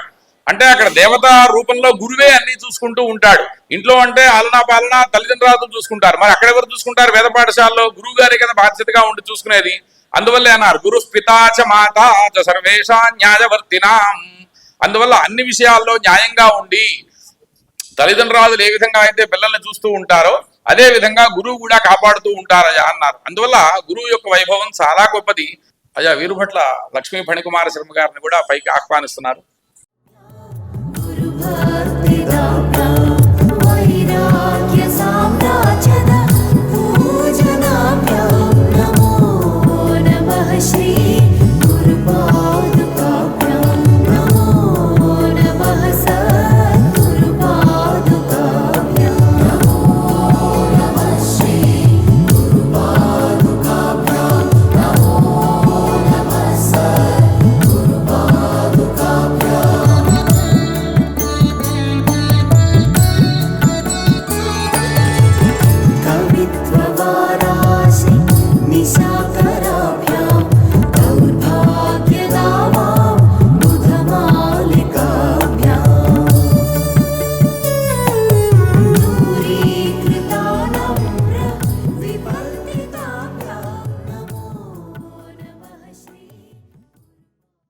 అందువల్ల అటువంటి గురువు రుణం తీర్చుకోవాలంటే మనం ఏమిచ్చి తీర్చుకోగలం? అందువల్లే ఇటువంటి వ్యాస పూర్ణిమ నాడు గురువు సంకల్పం ఏదైతే ఉందో ఆ సంకల్పాన్ని మనం ముందుకు తీసుకెళ్తామే. అందువల్లే ఒక చోటు అంటారు, ఏకమేవ అక్షరం యస్తు గురు శిష్యం ప్రబోధయేతు పృథివ్యా నాస్తి తద్ధర్మం యద్దత్వాచ అనృణీ భవేత్ అంటారు. అంటే గురువు దగ్గర ఒక అక్షరాన్నైనా ఒక మంత్రాన్నైనా మనం ఏదో ఒక పాఠమైనా చెప్పుకున్నా కూడా దాని రుణాన్ని మనం ఏమిచ్చినా తీర్చుకోలేమయ్యా. ఏకమేవ అక్షరం యస్తు గురు శిష్యం ప్రబోధయేతు పృథివ్యా నాస్తి తద్ధర్మం. ఈ పృథివిలో దాని రుణం తీర్చుకోవడానికి చెప్పినటువంటి రుణం తీర్చుకోవడానికి ఏది సమానమైనటువంటిది లేదు. పృథివ్యా నాస్తి తద్ధర్మం యద్దత్వాచ అనృణీ భవేతు. అందువల్ల అటువంటి విలువైనటువంటి విద్యను నేర్పారు కదండి. మనకి విద్యలు చాలా ఉంటాయి అన్నమాట. కొన్ని విద్యలు ఎటువంటిది అంటే శిష్య విత్తాపహారక అంటారు. అంటే శిష్యుడి యొక్క ద్రవ్యాన్ని తీసుకునేటువంటి విద్యలు. అవన్నీ కూడా ఇప్పుడు మనం బయట చూసేటువంటి చదువులన్నీ అవే కదా. కానీ ఇక్కడ మనం వేదం స్మార్థం కానీ ఈ అధ్యయనం చేసేటువంటి విధానం అంతా ఏంటంటే శిష్య హృత్తాపహారక అన్నారు. అంటే ఏమిటి? శిష్యుడు మనసులో ఉన్నటువంటి హృదయంలో ఉండేటువంటి అనుమానాలు ఏవైతే ఉన్నాయో, తాపం ఏదైతే ఉందో దాన్ని ఉపశమనం చేసేటువంటిదయ్యా. అటువంటి విద్యలయ్యా ఇవన్నీ కూడా. అంత జ్ఞాన భిక్షలు పెట్టేటువంటిదయ్యా. అందువల్ల గురువు తర్వాత జన్మ కారణభూతులు అవుతున్నారు కాబట్టి తల్లి తండ్రి తర్వాత గురువు అంత ప్రాధాన్యతని, తర్వాత జన్మని ఇక్కడే మనకి బేస్ ఇక్కడే ఏర్పడాలి కదా. అందువల్లే ఒక చోటు అంటారనమాట, మనకి అగ్నిహోత్ర విషయంలో చెప్తారనమాట, ప్రతి వాళ్ళు అగ్నిహోత్ర సంస్కారం చేసుకోవాలి. రోజు అగ్నికార్యం అట్లాగే అగ్నిహోత్రం చేసుకుంటూ ఉండాలి. అట్లాగే సప్తపాక యజ్ఞాలు, సోమ యజ్ఞాలు, హవిర్ యజ్ఞాలు ఇవన్నీ ఉన్నాయి కదా, ఇవన్నీ చెయ్యాలి. ఇవన్నీ చేయలేనటువంటి వాళ్ళు ఏమిటి కలియుగంలో మరి అవన్నీ చేయడం అంటే అందరి వల్ల అయ్యే పనే కాదు కదా. అందువల్ల ఒక చోట చెప్తారనమాట, పితావైగార్హపత్యోగ్ని మాతాగ్నిర్ దక్షిణ స్మృత గురురాహవనీయస్తు సాగ్నిస్త్రేతాగరీయసి అంటారు. అంటే పితావై గార్హపత్యోగ్ని, త్రేతాగ్నులు 3 ఉన్నాయి కదండి, ఆ 3టికి కూడా చెప్తున్నారనమాట. పితావై గార్హపత్యోగ్ని, తండ్రి సాక్షాత్తు గార్హపత్యాగ్నేయ అన్నారు. మాతా అగ్నిర్ దక్షిణ స్మృత, తల్లి దక్షిణాగ్ని. గురువు ఆహవనీయస్తు, గురువు ఆహవనీయాజ్ఞయ, వాళ్ళతో సమానం అంటే కాదు. సాగ్నిస్త్రేత గరీయసి, ఆ ముగ్గురు కన్నా కూడా, ఆ 3 అగ్నిహోత్రాల కన్నా కూడా వీళ్ళకి చేసే సేవ ఏదైతే ఉందో అది ఇంకా అద్భుతమైనటువంటిదయా, గురువుని ఉన్నతమైనటువంటి మార్గంలో నిలుపుతుంది అన్నారు. అటువంటి ఏదైతే ఉన్నాయో ఇంకా అటువంటి విధి విధానాల్లో మనమంతా కూడా ఉన్నాం. ఇంకా మనమంతా స్మార్థంలో ఉన్నాం కాబట్టి ఇటువంటి ఆలోచన గురువు గారి యొక్క ఆదేశాల మేరకు చక్కగా వేదం అట్లాగే అగ్నిహోత్రానుష్ఠానం చేసినటువంటి వారు కూడా ఒక చోట చెప్తారనమాట, దశభిర్జన్మభిర్వేద వేదార్థం శతజన్మభి సహస్ర జన్మభి సోమం సన్యాస కోటి జన్మసు అంటాడు. అంటే వేదం చదువుకోవడం అంటే అంత మాటలైనటువంటి విషయం కాదయ్యా. అందువల్లే ఇంకొక చోట కూడా ఒక మాట ఉందన్నమాట. ఎందుకంటే అంటే బ్రాహ్మణ జన్మ వచ్చింది ఏదో తిరగటానికి కాదు. బ్రాహ్మణస్య చ దేహోయం నోపభోగాయ కల్పతే ఇహ క్లేశాయ మహతే ప్రేత్యానంత సుఖాయ చ అన్నారు. అంటే దాంట్లో అర్థం ఏమిటి? ఇక్కడ ఉన్నంత కాలము కూడా నువ్వెంతో కష్టపడాలి. ప్రతిరోజు ప్రాతకాలంలోనే లేవాలి, లేచి కాలకృత్యాలు తీర్చుకోవాలి, అట్లాగే అనుష్ఠానం చేసుకోవాలి. ప్రశ్న బ్రహ్మయజ్ఞం ఉంటుంది, మాధ్యానికం ఉంటుంది, యథాశక్తిగా గాయత్రి జపం చేయాలి, వైశ్వదేవం చేయాలి. ఇవన్నీ ఎన్నో నియమాలు ఉన్నాయి కదా. సంధ్యాస్నానం, జపోహోమం, దేవతానాంచ పూజనం, ఆతిథ్యం, వైశ్వదేవం షట్కర్మాణి దినే దినే యజన యాజన అధ్యయన అధ్యాపన దాన ప్రతిగ్రహణ, ఇటువంటి షట్కర్మలు ఏవైతే ఉన్నాయో ఇవన్నీ కూడా మనం ఆచరిస్తూ ఉండాలి. ఇవన్నీ చేస్తే ఇక్కడంతా కష్టమే ఉంటుందిరా. ఇహ క్లేశాయ మహతే, ఇక్కడ అన్ని క్లేశాలే ఉంటాయి. ప్రేత్యానంత సుఖాయచ, ఒక్కసారి నువ్వు ఈ శరీరాన్ని వదిలిపెట్టావా తర్వాత అనంతమైనటువంటి సుఖాన్ని నువ్వు పొందుతావు అన్నాడు. అటువంటిది బ్రాహ్మణ జన్మ అన్నారు. అటువంటి బ్రాహ్మణ జన్మను మనం పొంది ఇటువంటి అంటే గురువుల దగ్గర మనం అధ్యయనం చేయడం మనం అదృష్టంగా భావించాలి. ఎందుకోసం అంటే ఇందాక చెప్పుకున్నట్టుగా దశభిర్జన్మభిర్వేద అన్నారు. 10 జన్మల పుణ్యఫలం ఉంటే గాని వేదం రాదురా నాయన. ఎందుకంటే గురువు గారి దగ్గర ఉన్నప్పుడు ఎన్నో పరీక్షలు ఉంటాయి. వారు కూడా చిటికనాబాటి గారి దగ్గర అధ్యయనం చేశారు, నాకు తెలుసు. మా మేనమావ గారు వారు, అందులో మేమంతా ఒకటే రోడ్లో ఉంటాం కాబట్టి వారి గురించి మాకు బాగా రోజు చూస్తాం కాబట్టి మాకు వారు ఉన్నటువంటి విధానం మాకు బాగా తెలుసు అనమాట. అట్లా వారు అక్కడ ఎన్నో ఇబ్బందులు ఎదుర్కొన్నారు. ఏ గురువు దగ్గర ఏ శిష్యుడు పరీక్షలు లేకుండా బయటికి రాడు, అది ఖచ్చితంగా ఉంటుంది. అట్లా ఎన్నో ఉన్నాయన్నమాట. అటువంటి వేదం అధ్యయనం చేయడం, మనం వేదం చదువుకున్నటువంటి వాళ్ళ దగ్గర చేయడం చాలా విశేషమయ్యా. వేదం చదువుకోవాలంటే 10 జన్మల పుణ్యం ఉండాలి. దశభిర్జన్మభిర్వేద వేదార్థము శతజన్మభి. అట్లాగే దానికి సంబంధించినటువంటి భాష్యం ఏదైనా సందేహం వచ్చింది మనం దాని గురించి తెలుసుకోవాలి. అటువంటి తెలియటం వేదార్థము శతజన్మభి, 100 జన్మల పుణ్యం ఉంటే గాని మనం భాష్యం అధ్యయనం చేయలేము. వేదార్థం శతజన్మభి సహస్ర జన్మభి సోమం, 1000 జన్మల పుణ్యం ఉంటే గాని మనం యజ్ఞానుష్ఠానము చేయలేము. అటువంటి రామలింగనపాటి గారు ఇవాళ ఇక్కడ కూర్చోవటం మనం అదృష్టంగా భావించాలి. ఎన్నో అన్ని రకాలైనటువంటి చక్కగా యజ్ఞానుష్ఠానం చేసినటువంటి వారు, అధ్యయనం చేసినటువంటి వారు, స్మార్తంలో ఉన్నటువంటి వారు. మునగాల శ్రీరామూర్తి గారు కూడా ఆయన తక్కువ వారు కాదు. ఆయన కూడా సహజంగా ఏమిటంటే వేద పండితులు యాజ్ఞికాలు చేయించేవాడు ఉన్నారు.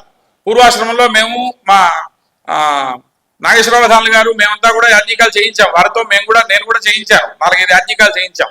వారు ఖమ్మంపాటి వారు మౌనంగా ఉంటారన్నమాట. ఎప్పుడు ఎవరితోనూ మాట్లాడరు. స్వామివారు అట్లాగే ఉండేవారు. ఆయన ఎవరితోనూ మాట్లాడేవారు. సహజంగా ఖమ్మంపాటి వారే అట్లా ఉంటారేమో అనిపిస్తుంది. అది అంటే వాళ్ళు ఏంటంటే అటువంటి అనుష్ఠానంలోనే ఎక్కువగా కనపడడం అనేది చాలా అద్భుతమైనటువంటి విషయం అనమాట. దానికి ధ్యాన మార్గం చెప్తాడనమాట. సహజంగా మనకి కర్మానుష్ఠానానికి వచ్చేటప్పటికి కొంతవరకే తీసుకుంటుంది. ఎప్పటికైనా జన్మ చరితార్థం అవ్వాలంటే చాలా కష్టపడాలి. దానికి స్థాయిలు దాటి రావాలి. అందువల్లే ఒక చోట చెప్తాడు, 1000 కర్మయజ్ఞాల కన్నా కూడా ఒక తపోయజ్ఞం గొప్పది అన్నాడు. అంటే మనం 1000 యజ్ఞాలు చేయొచ్చు, కర్మయజ్ఞాలు. ఆ చేసేటువంటి వాడి కన్నా కూడా ఒక్క తపోయజ్ఞం, తపించడం అంటారు. పూర్వంలో పంచాగ్ని తపస్సు చేసేవాడు. అంటే మధ్యలో కూర్చొని చుట్టూతా 4 అగ్నిహోత్రాలు పెట్టుకోవాలి. పైన సూర్యుడు ప్రకాశిస్తూ ఉంటాడు. దీన్ని పంచాగ్ని తపస్సు అంటారు. ఇటువంటివి చేసి తపించేవాడు. అట్లాగే తర్వాత తపించడం అంటే ఉంది, ఒంటికాల మీద నుంచొని తపస్సు చేయడం, నీడల్లో కూర్చోవడం, అగ్నిహోత్రంలో దిగడం, ఇటువంటివన్నీ కూడా మనం కొంతమందిని చూస్తూ ఉంటాం. ఇవాళ వారున్నారు, గుర్తాళం సిద్ధేశ్వరానంద భారతీ స్వామి వారు అంటే మన ముందున్నారు, మనం తెలుసుకోలేకపోతున్నాం. అవన్నీ సిద్ధులు, అణిమాన హిమాజీవ ఇవన్నీ ఉన్నాయి కదా, అష్టసిద్ధులు ఉన్నాయి కదా. వారు అంటే వారు నీటి మీద అందరూ చూస్తుండగానే అట్లా కూర్చుంటారు.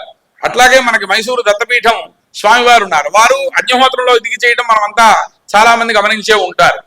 ఇటువంటివన్నీ ఉన్నాయి. అవన్నీ మనం ఏదో గారడి అనుకుంటూ ఉంటాం. మనం అనుకోకూడదు. అది తక్కువ వాళ్ళు, తెలియని వాళ్ళు ఏదైనా మన గురించి తక్కువగా అనుకుంటే అనుకోవచ్చు, కానీ మనం అనుకునేటువంటి విషయం కాదు. వాళ్ళు అగ్నిబంధనం, జలబంధనం ఇవన్నీ ఉన్నాయన్నమాట. ఇటువంటివి ఎన్నో ఉపదేశాలు, అనుష్ఠానాలు అన్నీ వాళ్ళు ఆధ్యాత్మ పరంగా అట్లా ముందుకు సాగినటువంటి వాళ్ళు అనమాట. అట్లా 1000 కర్మయజ్ఞాల కన్నా ఒక తపోయజ్ఞం గొప్పది అన్నారు. 1000 తపోయజ్ఞాల కన్నా ఒక జపయజ్ఞం గొప్పది అన్నారు. కాస్త గ్లాసు ఉత్తరాయణ పెట్టుకొని కూర్చుంటే జపమే కదండి, దానికి ఏం కావాలి, అంతకు మించి ఏం అక్కర్లేదు కదా. అది చాలా గొప్పది అన్నారు. చివరికి ఒక మాట చెప్పారనమాట, 1000 జపయజ్ఞాల కన్నా కూడా ఒక ధ్యాన యజ్ఞం గొప్పది అన్నారు. ఏమిటి అంటే దాని గురించి చెప్తారు. స్నాతంతేన సమస్త తీర్థ సలిలే సర్వాభిదత్తావని యజ్ఞానాంచ సహస్రమిష్టమఖిలం దేవాశ్చ సంపూజితా సంసారాచ్చ సముద్ధృతా స్వపితరస్త్రైలోక్య పూజ్యోప్యసౌ యస్య బ్రహ్మ విచారణే క్షణమపి స్థైర్యం మనఃప్రాప్నుయాత్. ఆ ధ్యానం వల్ల ఏం వస్తుంది అంటే అదే చెప్తున్నాడు అనమాట. స్నాతంతేన సమస్త తీర్థ సలిలే.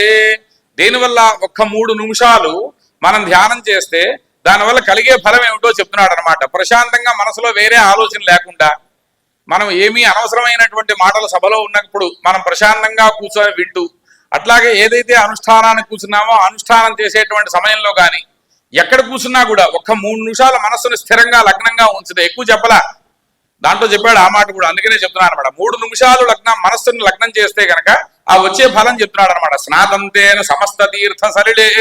84 కోట్ల నదులు ఉన్నాయి ఈ భూమండలం మీద మొత్తము కూడా. ఈ 84 కోట్ల నదుల్లోనూ పుణ్యతీర్థ స్నానాన్ని ఆచరించిన ఫలం కలుగుతుందయా అన్నాడు. స్నాతంతేన సమస్త తీర్థ సలిలే సర్వాభిదత్తావని. అట్లాగే ఈ భూమండలాన్ని మొత్తం దానం చేసినటువంటి ఫలం ఆ రోజుల్లో కశ్యపుడికి ఇచ్చాడు. అటువంటి దానం చేసినటువంటి ఫలాన్ని పొందుతామయ్యా. సర్వాభిదత్తావని యజ్ఞానాంచ సహస్రమిష్టమఖిలం దేవాశ్చ సంపూజితా. సహస్ర యజ్ఞాలు చేసినటువంటి ఫలం కలుగుతుందయా. దేవతల్ని 33 కోట్ల మంది దేవతల్ని పూజించినటువంటి ఫలం కూడా కలుగుతుంది. దేవాశ్చ సంపూజితా సంసారాచ్చ సముద్ధృతా స్వపితరస్త్రైలోక్య పూజ్యోప్యసౌ. సంసారాచ్చ సముద్ధృతాచ్చ త్రైలోక్య పూజ్యోప్యసౌ. ఈ సంసారంలో ఉండి తరించే మార్గమయ్యా అది. సముద్ధృత స్వపితరస్త్రైలోక్య పూజ్యోప్యసౌ. ఈ ముల్లోకాల్లో కూడా పూజింపబడతాడయా. పూజ్యోప్యసౌ యస్య బ్రహ్మ విచారణే క్షణమపి. ఒక క్షణం. యస్య బ్రహ్మ విచారణే, ఎవరైతే బ్రహ్మ విచారం చేస్తారో, యస్య బ్రహ్మ విచారణే క్షణమపి స్థైర్యం మనఃప్రాప్నుయాత్. మనస్సును ఎవరైతే లగ్నం చేసి ఆ పరమాత్మ యందు స్థిరమైనటువంటి నిశ్చయమైనటువంటి భావంతో ఉంటారో వాళ్ళకి ఇవన్నీ కలుగుతున్నాయా అన్నారు. అందువల్ల శివరామకృష్ణ వాడి గారిలో చాలాసార్లు గుడికి వెళ్ళినప్పుడు కానీ బయట కానీ ఎక్కడైనా కనమన్నా కూడా ఆయన నమస్కారం అంటే నమస్కారం అంతే, అంతకు మించి ఎప్పుడు కూడా ఒక్క మాట మనం మాట్లాడటం ఎక్కువగా ఆయన దగ్గర నుంచి మనం విని ఉండవు అనమాట. అది వారిలో ఉన్నటువంటి గొప్పతనం అనమాట.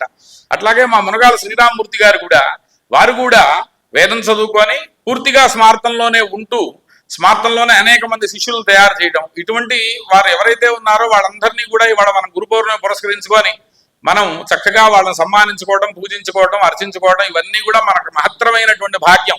ఇది ఎవరి ద్వారా లభించింది? మనకు వచ్చిన ఆలోచన ఎట్లాంటిది? మన గురువునే మనం పూజించుకుందామని అనుకున్నాం. నిజమే, ఎందుకంటే నగురోరధికం అన్నారు. ఎందుకంటే ఆ గురువు మీద భక్తి లేకపోతే అది మనకి యశదేవే పరాభక్తి యథాదేవే తథా గురువు అంటాడు కదా. దేవతల మీద ఏ విధమైనటువంటి భక్తి విశ్వాసాలు ఉండాలో అదే విధంగా సాక్షాత్తు గురువైనటువంటి వారి మీద కూడా అదే ఉండాలన్నమాట. అందువల్ల శరీరం స్వరూపం తథావాకళత్రం యశశ్చారుచిత్రం మనశ్చేన్నలగ్నం గురోరంఘ్రిపద్మే తతఃకిం అంటాడు. అంటే నువ్వు నీ అందమైనటువంటి శరీరం ఇచ్చాడయా, నీకు భార్య ఉన్నది, నువ్వు బాగా వేదాలు చదివావు, షడంగా దివేదో ముఖే శాస్త్ర విద్య కవిత్వాధిపత్యం సుపద్యం కరోతి మనశ్చేన్నలగ్నం గురోరంఘ్రిపద్మే తతఃకిం. ఇట్లా అద్భుతమైనటువంటి అష్టకంలో అనేక రకాలైనటువంటి విషయాలు చెప్పారనమాట. అంటే నువ్వు ఎంత ఎత్తుకైనా ఎదగచ్చు. ఇంకో చోట చెప్పాడు, క్షమామండలేయస్య భూపాల భూపై. వాళ్ళతో ఎవరైతే ఉన్నారో అంటే మనకి గురువు గారి దగ్గర మనం అధ్యయనం చేశాం. కొంతమంది ఉంటారు, గురువు గారు ఒకవేళ క్రమాంతం వరకు అధ్యయనం చేసి ఆ గురువు గారి దగ్గర తర్వాత ఘన కోసం ఇంకో చోటకి వెళ్ళొచ్చు, జటఘరని ఇంకో గురువు గారి దగ్గర వల్లించవచ్చు. ఈ గురువు గారి కన్నా ఇతను శిష్యుడు ముందుకు వెళ్ళాడు, కానీ గురువు ఎందు భక్తి లేకుండా ఉంటారా? ఇప్పుడు మనం స్కూల్ చదువు చదివాం అనుకోండి, 10th క్లాస్ వరకు అక్కడ చదువుకుంటాం, ఆ తర్వాత కాలేజీకి వెళతాం, తర్వాత వేరే యూనివర్సిటీలకు వెళతాం. అంతవరకు మనకి స్కూల్ చదువు చెప్పినటువంటి వాళ్ళ మీద మనకి విశ్వాసం ఉండదా? అది కాదు కదా. మనం ఎంత ఎత్తుకైనా ఎదగవచ్చయా, కానీ గురువు పాదాల యందు భక్తి లేనటువంటి ఎందుకు ఇవన్నీ కూడా? వాటి వల్ల ఏమన్నా ఉపయోగమా? అందమైనటువంటి శరీరం ఉండొచ్చు, భార్య ఉండొచ్చు, ధనం ఉండొచ్చు, బాగా అద్భుతమైనటువంటి పలుకుబడి ఉండొచ్చు, ఇవన్నీ ఏమీ ఉపయోగం లేదయా. అందువల్ల గురువు పాదాల యందు భక్తితో ఎవరైతే ఉన్నారో వాళ్ళందరికీ ఆ భగవంతుడు సాక్షాత్తు గురువు రూపంలో అనుగ్రహిస్తారు అన్నారు. అందువల్ల ఇటువంటి సభ చాలా ఉత్కృష్టమైనటువంటివి. ఎన్నో సభలు జరుగుతూ ఉండొచ్చు. ఇప్పుడు మేము కూడా చిట్టి గణపాటి గారి సభ పెట్టాం, చాలా కాలం అయింది పెట్టి, దాంట్లో నేను కూడా ఉన్నాను, అందుకని మేము అని కలుపుకున్నాం. మేమంతా వెళతాం ప్రతి సంవత్సరం సభకి, గురువు గారు మేమంతా కూడా చాలా కాలం నుంచి ఆ సభ చేస్తున్నాం. కానీ గురువు గారు ఉండగా అది మేము మొదలు పెట్టలేకపోయాం. గురువు గారు తదనంతరం సుబ్రహ్మణ్య షష్ఠి నాడు వారి జన్మదినోత్సవాన్ని పురస్కరించుకొని ప్రతి సంవత్సరం మేము సభ చేస్తాం అనమాట. అట్లా ఎన్నో సభలు బయట చూస్తూ ఉన్నాం. కానీ గురువు యొక్క ఆదేశం మేరకు గురువు గారు ఏం చెప్తే అదే చెయ్యాలి అనేటువంటి విశ్వాసంతో మీరంతా సమాయత్తమై ఇటువంటి ఇంత స్నేహపూర్వకంగా మైత్రితో ఇంకా ఏ సభలు నడవవేమో, జరగట్లేదేమో అనిపిస్తుంది అనమాట. అంటే అందరూ ఒకటే మాట మీద ఉండి గురువు గారు ఏం చెప్తే అది చేయాలనేటువంటి విశ్వాసంతో ఉన్నారు కదా. అదే మనశ్చేన్న లగ్నం గురువరంఘ్రి పదే, ఆ మనస్సు చక్కగా అది గురువు యొక్క పాదాల చెంత ఉండటమే అదే మనం చేసుకున్నటువంటి పుణ్యం అనమాట. అటువంటి గురువుల యొక్క అనుగ్రహం వ్యాస పూర్ణిమను పురస్కరించుకొని, అట్లాగే సాక్షాత్తు మహావిష్ణువు యొక్క అనుగ్రహం, అట్లాగే జగద్గురువులు మనం వారి సన్నిధానంలో ఉన్నాం కాబట్టి వారి యొక్క అనుగ్రహం మనందరి యందు ప్రసరించాలి అని చెప్పి ఇంతటితో నేను స్వస్తి. పార్వతీపతయే హర హర మహాదేవ.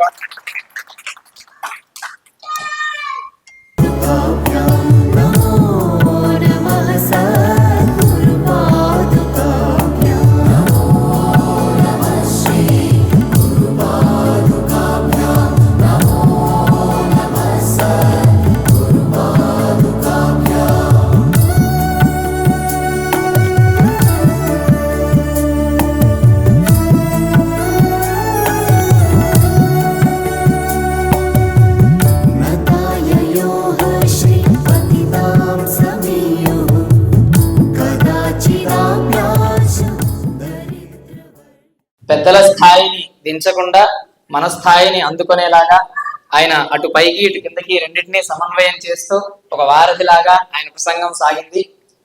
మనం ఏ విధంగా కర్మాచరణ ఆచరించాలి, అదేవిధంగా వేదం చదువుకున్న వారి పట్ల ఎంత భక్తి భావంతో ఉండాలి, అసలు అటువంటి వేదం చదువుకోవడం అంటే ఎంత పుణ్యం అనేటువంటి విషయాలన్నీ మనకు విశదీకరించి మనల్ని ధన్యులు చేశారు అన్నయ్య గారు. అన్నయ్య గారికి ఒకసారి అందరూ కూడా.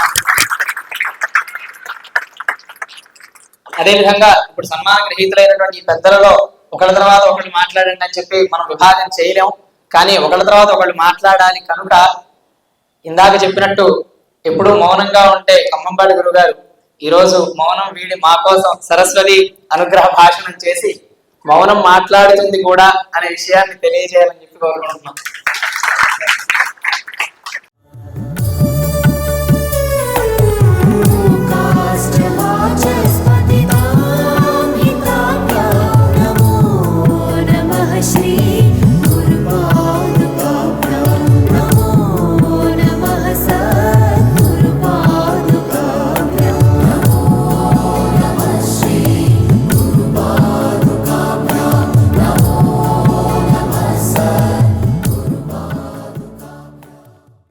साक्षात् परं ब्रह्म तस्मै श्री गुरवे नमः। व्यासाय विष्णुरूपाय व्यासरूपाय विष्णवे नमो वै ब्रह्मनिधये वासिष्ठाय नमो नमः। व्यासं वसिष्ठनप्तारं सिद्धेः पौत्रमकल्मषम् पराशरात्मजं वन्दे सुखदातं तपोनिधिम्।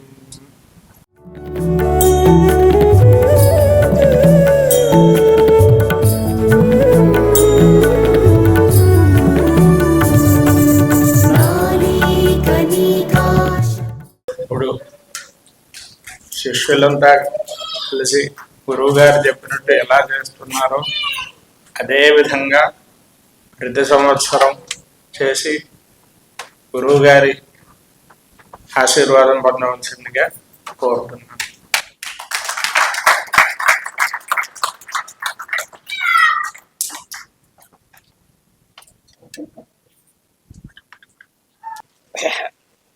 ఏదో ఇవాళ వ్యాస పూర్ణిమ గురుస్వరూపంగా మీకు నమస్కారం చేయాలి అని మా దగ్గర చెప్పారు. అంతవరకు చాలా సంతోషం, చాలా బాగుంది. దానికి మమ్మల్ని ఎన్నుకోవడం కూడా కొంచెం సంతోషంగా ఉంది. సహజంగా యజ్ఞం గురించి ఇందాక సుబ్రహ్మణ్య శాస్త్రి గారు చెప్పారు కాబట్టి మాకు కూడా కొంచెం ఏదో పరిచయం ఉంది అనుకుంటున్నాం కాబట్టి ఆ విషయంలోనే ఆరంభిస్తాను. నేను మామూలుగా యజ్ఞంలో 3 సవనాలు ఉంటాయి: ప్రాతఃసవనం, ఆద్యంతర సవనం, తృతీయ సవనం అని. ఇక్కడ ప్రధానంగా జరిగేది ఏమిటి అంటే యజ్ఞానికి సంకల్పమే సోమేన యక్ష్యే అని మొట్టమొదట, ఆ తర్వాత దాన్ని విస్తృతం చేసుకోవటం, అదంతా కూడా ఋతుస్వరూపాన్ని అక్కడ కీర్తనం చేయాలి సంకల్ప సమయంలో. అట్లాగే ఈ 3 సవనాలు ఏ యజ్ఞం చేసుకున్నా ఉంటాయి. ఇక్కడ జరిగేటటువంటి ప్రధానమైనటువంటి యాగం ఏమిటి అంటే సోమయాగం. ఈ సోమాన్ని ఏ సవనానికి ఆ సవనం గ్రహించుకునే కొన్ని గ్రహాలు ఉంటాయి. అంటే అక్కడ గ్రహగ్రహణము అనేటటువంటిది ఒక విధానం అన్నమాట. ఏవైతే గ్రహాలను గ్రహించుకున్నారో ఆ గ్రహాలన్నింటికి హోమం ఉంది. కొన్ని గ్రహాలని ప్రాతఃసవనంలోనే గ్రహించుకుంటాం, కొన్ని ఆయా సవనంలో అవసరమైనటువంటి గ్రహాన్ని మాత్రమే గ్రహించుకుంటాం. అట్లాగే ఇక్కడ అంతర్యామ గ్రహము అనేటటువంటిది ఒక గ్రహం, ఉపాగుంషు గ్రహం. ఉపాగుషంతర్యామ జుహుయాత్ అని మనకి వేదంలో ఉంది. కాబట్టి ఈ ఉపాగుంషు గ్రహం చేసినప్పుడు ఏం చేస్తారు అంటే అన్ని గ్రహాలు హోమం చేస్తారు. గ్రహించుకున్నటువంటి ప్రతి గ్రహం ఏదో ఒక సమయంలో ఈ ఉపాగుంషు గ్రహం చేసినప్పుడు ఏం చేస్తారు అంటే అన్ని గ్రహాలు కూడా కొంచెం సోమం అట్టబెట్టి దాంట్లో మళ్ళీ అరిక్తం పాత్రం ఆయతన సాధిత్వ అని అదొక నియమం అనమాట. కానీ ఉపాగుంష గ్రహం దగ్గరకు వచ్చే వాళ్ళకి మొత్తం రిక్తం పాత్రం మొత్తం హోమం చేసేసి రిక్తం పాత్రం ఆయతన సాధిత్వ అని ఆ ఒక్క గ్రహానికి మాత్రం అదొక మినహాయింపు అనమాట. మొత్తం చేసుకోండి. తస్మిన్ అగోషుమవాస్య తంత్రతీయ సభనే ప్రసృజ్యాభిషుణుయాత్. అందుకోసం అరిక్తంగా ఎప్పుడూ ఉండకూడదు. అందుకని ఏం చేస్తారు అంటే ఇంకా తృతీయ సవనంలో మళ్ళీ సోమయాగాలు ఉన్నాయి కాబట్టి అక్కడికి సోమం కావాలి కాబట్టి ఈ గ్రహమేమో రిక్తంగా ఉంది కాబట్టి దీని సంతతి అక్కడికి కావాలి కాబట్టి ఎట్లా వస్తుంది అంటే ఈ ప్రాతఃసవనంలోనూ మధ్యాహ్న సవనంలోనూ బాగా ఈ సోమాన్ని అభిషేకం చేస్తే పిప్పి మిగులుతుంది. అటువంటి ఆ పిప్పిని దాంట్లో పట్టుబట్టున్నారు. తస్మిన్ నగోషుమవాస్య తంత్రతీయ శుభనే విసృజ్యాభిషుణయాత్. అట్లాగే మాకు సుబ్రహ్మణ్య శాస్త్రి గారు మహోపకారం చేశారు. ఏమిటి అంటే రజీషన్ కూడా మాకు మిగల్చకుండా మొత్తం అన్ని కూడా ఆయన చెప్పేశారు. చాలా సంతోషం, చాలా బాగుంది. కాబట్టి ఇప్పుడు ఆయన చెప్పినట్టు శివరామకృష్ణ త్రిపాఠి గారు చెప్పినట్టు మీరు గురువుపదేశాన్ని ఎప్పుడూ పొందుతూ ఇట్లాగే ఇది చేసుకుంటూ ఉండండి. కానీ గురువు గారు చెప్పినందువల్ల ఆయన గురించి చెప్పాలి అని ఒక శ్లోకం గుర్తుకొచ్చింది. ఆ శ్లోకం చేసి సమాప్తి చేస్తాను. హరత్యఘం సంప్రతి హేతురేష్యత శుభస్య పూర్వాచరితై కృతం శుభై శరీరభాజాం భవదీయ దర్శనం వ్యనక్తి కాలత్రితయేపి యోగ్యత అని శ్రీకృష్ణ పరమాత్మ నారద మహర్షి గురించి స్తోత్రం చేస్తున్నారు అనమాట. నారద మహర్షి త్రిలోక సంచారి అంటుంటారు కదా, ఆయనకి ఏమి సందర్భం కుదిరిందో మొత్తానికి శ్రీకృష్ణ దర్శనం అయింది. ఆయన సమీపానికి ఈయన వెళ్ళాడు. అయితే శ్రీకృష్ణుడు ఏమన్నా తక్కువవాడా, ఎందుకు ఈయన వెళ్తే అంటే ఈయనకి ఇవ్వవలసిన గౌరవం, ఈయన వచ్చినవాడు సాక్షాత్తు మహర్షి కాబట్టి ఆయనకి ఇవ్వవలసినటువంటి గౌరవం ఆయనకి ఇవ్వాలి. కాబట్టి ఆయన లేచి ఆయన కూర్చున్న చోట్ల వచ్చి లేచి వచ్చి అర్ఘ్యబాధులతో పూజ చేసి అప్పుడు చెప్తున్నాడు ఆయన, ఏమయ్యా హరత్యఘం సంప్రతి, ముందు నీ దర్శనం వల్ల మా పాపాలన్నీ పోయినాయ్యా. అసలు నీ దర్శనం ఎందుకయింది మాకు అంటే శుభస్య పూర్వాచరితై కృతం శుభై, మా పెద్దవాళ్ళు మేము ఏదో పుణ్యం చేసి ఉంటాము, మా పెద్దవాళ్ళు ఖచ్చితంగా చేశారు, మేము కూడా చేసి ఉంటాం, ఏదో లేచి ఉంటారు, కాబట్టి ఇవాళ మళ్ళీ నీ దర్శనం అయింది.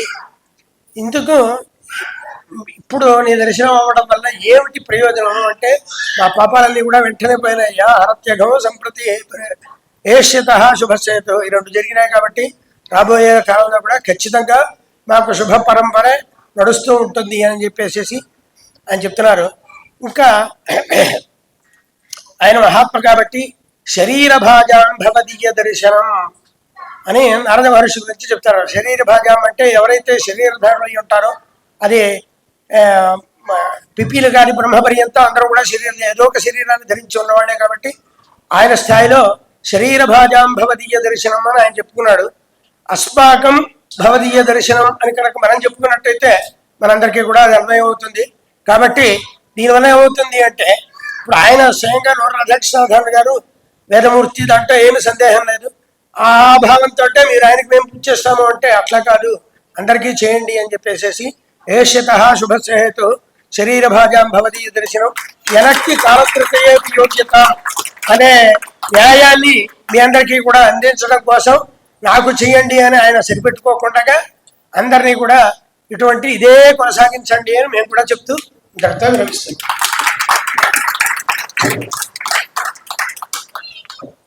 గురుర్బ్రహ్మ గురుర్విష్ణు గురుర్దేవో మహేశ్వర గురు సాక్షాత్ పరబ్రహ్మ తస్మై శ్రీ గురవే నమః. బ్రహ్మశ్రీ వేదమంతులైన వారు పెద్దవాళ్ళు అందరూ కూడా గురువులు సమానం. వాళ్ళు చెప్పిన తర్వాత మనం చెప్పడం అనేది తప్పు వస్తుంది. కనుక ఎవరు ఏం చెప్పినప్పటికీ కూడా మొత్తం ఏందయ్యా అంటే గురు బ్రహ్మ గురు విష్ణు, ఆ గురువుని నమ్ముకొని కనుక ఉన్నట్టయితే ఆయన చెప్పిందే వేదం మనకి అని కనుక నిర్ణయించుకున్నట్టయితే చూతాడు. సర్వస్యాప్జై సర్వస్య జిజ్జై సర్వమేవ తేనాప్నోతి సర్వం జయతే. అన్ని రకాల కూడా జయప్రదాన్ని పొందాలి అంటే గురువునే నమ్ముకున్నాడు. గురువు గారు రాధాకృష్ణమూర్తి గారు మీకు అందరికీ కూడా గురువు మంచి ఉపదేశం చేయడం. అందుకని ఆయన కోరుకున్నది కూడా ఏంటి, కేవలం నాకు కాదురా నాయన పూజ, లోకంలో ఉన్న వాళ్ళందరికీ కూడా పెద్దవాళ్ళందరికీ కూడా పూజ చేసి పుణ్యాన్ని సంపాదించుకొని మీ కుటుంబం అంతా కూడా ఎలా ఉంటుందంటే ఇట్లాంటి వాళ్ళు అక్షంతలు పడ్డాయి అనుకోండి. మనం చెప్పామే సర్వస్యాప్జై సర్వస్య జిజ్జై సర్వమేవతేనాప్నోతి సర్వం చేయితే. అన్ని రకాల కూడా మీరు మీ యొక్క సంతానం వాళ్ళ సంతానం వాళ్ళ సంతానం అందుకనే చెప్పకొస్తాడు అహం వృక్షస్య దేరివ, ఒక మర్రి వృక్షం మాదిరిగా అభివృద్ధి చెందుతుంది అని చెప్పేసి అప్పుడప్పుడు తట్టాల గణపాటి గారు ఉపన్యాసంలో కూడా చెబుతుండేవారు. కనుక మీకు అవన్నీ కూడా ఆ గురుదేవుల యొక్క ఆశీర్వచనం సంపూర్ణంగా పొంది ఇవన్నీ పొందుతూ సుఖభోగాలతో చక్కగా ధర్మ మార్గంలో, అందుకనే నారాయణ చెబుతాడు ధర్మో విశ్వస్య జగత ప్రతిష్ట లోకే ధర్మిష్టం ప్రజా ఉపసర్పంచి ధర్మే సర్వం ప్రతిష్ఠితం అంటాడు.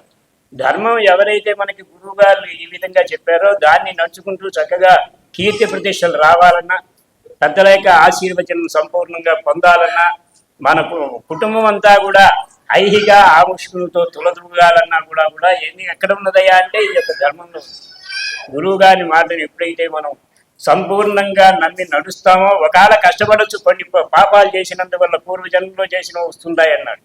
అయినప్పటికీ కూడా రాబోయే జన్మ ఉంది చూసారా, అతీతమైన జన్మ వస్తుంది అని వేదం చెప్పుకొస్తున్నది మనం కాదు. కనుక పెద్దల యొక్క ఆశీర్వచనం సిద్ధించాలని కోరుకుంటున్నాను. శతమానం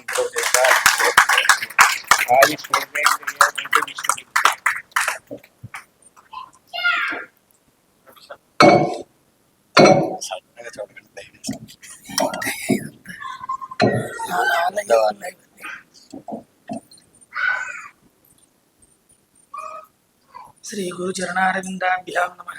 వేదికను అలంకరించినటువంటి పెద్దలందరికీ నమస్కరిస్తూ, ఈరోజు వ్యాస పౌర్ణమి అంటే గురువుకి సంబంధించినటువంటి విశేషం. ఇందాక బ్రహ్మశ్రీ వేదమూర్తులైన గండికోట సుబ్రహ్మణ్య శాస్త్రి గారు ఇందాక కప్పకొంత రామలింగ గణపాటి గారు అన్నారు, శాస్త్రి గారు అని పిలిచారు వారిని. మామూలుగా అయితే వారి పేరులో శర్మ అని ఉంది, కానీ నిజంగానే పెట్టిన పేరైతే శర్మే కానండి, వారి పేరు మాత్రం శాస్త్రి. ఎందుచేతనంటే శాస్త్రాధ్యయనం చేసినటువంటి గొప్ప పండితుడు ఆయన. అన్ని విషయాల్లో కూడా విజయవాడలో ఉన్నటువంటి స్మార్తులందరికీ కూడా ఒక మణి లాంటి వారు ఆయన. ఎవరికి ఏ సందేహం వచ్చినా సరే, కాబట్టి చాలా విషయాలు, అన్ని విషయాలు చెప్పారు, చాలా విషయాలు కాదు. కాకపోతే నేను ఒక్క విషయం చెబుతాను గురువు గురించి. విద్యాభ్యాసం అంటే ఒక విద్యార్థి ఒక గురువు దగ్గరికి వెళ్ళి చదువుకోవడం ప్రారంభం చేసిన దగ్గర నుంచి చూసేటువంటి లోకంలో అంటే బయట ప్రాపంచికంలో గురువు పిల్లవాడిని కేకలేయటము, కొట్టడము, లేకపోతే మరొకటి, ఇది చూసి ఈ గురువు గారికి చాలా కోపమను, లేకపోతే కఠినంగా ప్రవర్తిస్తాడను, మరొకటి చాలా రకాలుగా తెలియనటువంటి వాళ్ళంతా అనుకుంటూ ఉంటారు గురువు గురించి. కానీ తల్లి 9 మాసాలు పిల్లవాడిని మోసి ప్రసవించేటప్పుడు ప్రసవ వేదన పడుతుంది. కానీ గురువు తన దగ్గర ఉన్నటువంటి విద్యార్థికి చదువు చెప్పడం ప్రారంభం మొదలు ఆ పిల్లవాడి చదువు పూర్తయ్యే వరకు కూడా ప్రసవ వేదన పడుతూనే ఉంటాడు గురువు. అంటే చూడండి, ఇందాక వారు చెప్పినట్టుగా తల్లి తండ్రి గురువు గురించి ఇందాక సుబ్రహ్మణ్య శాస్త్రి గారు చెప్పారు.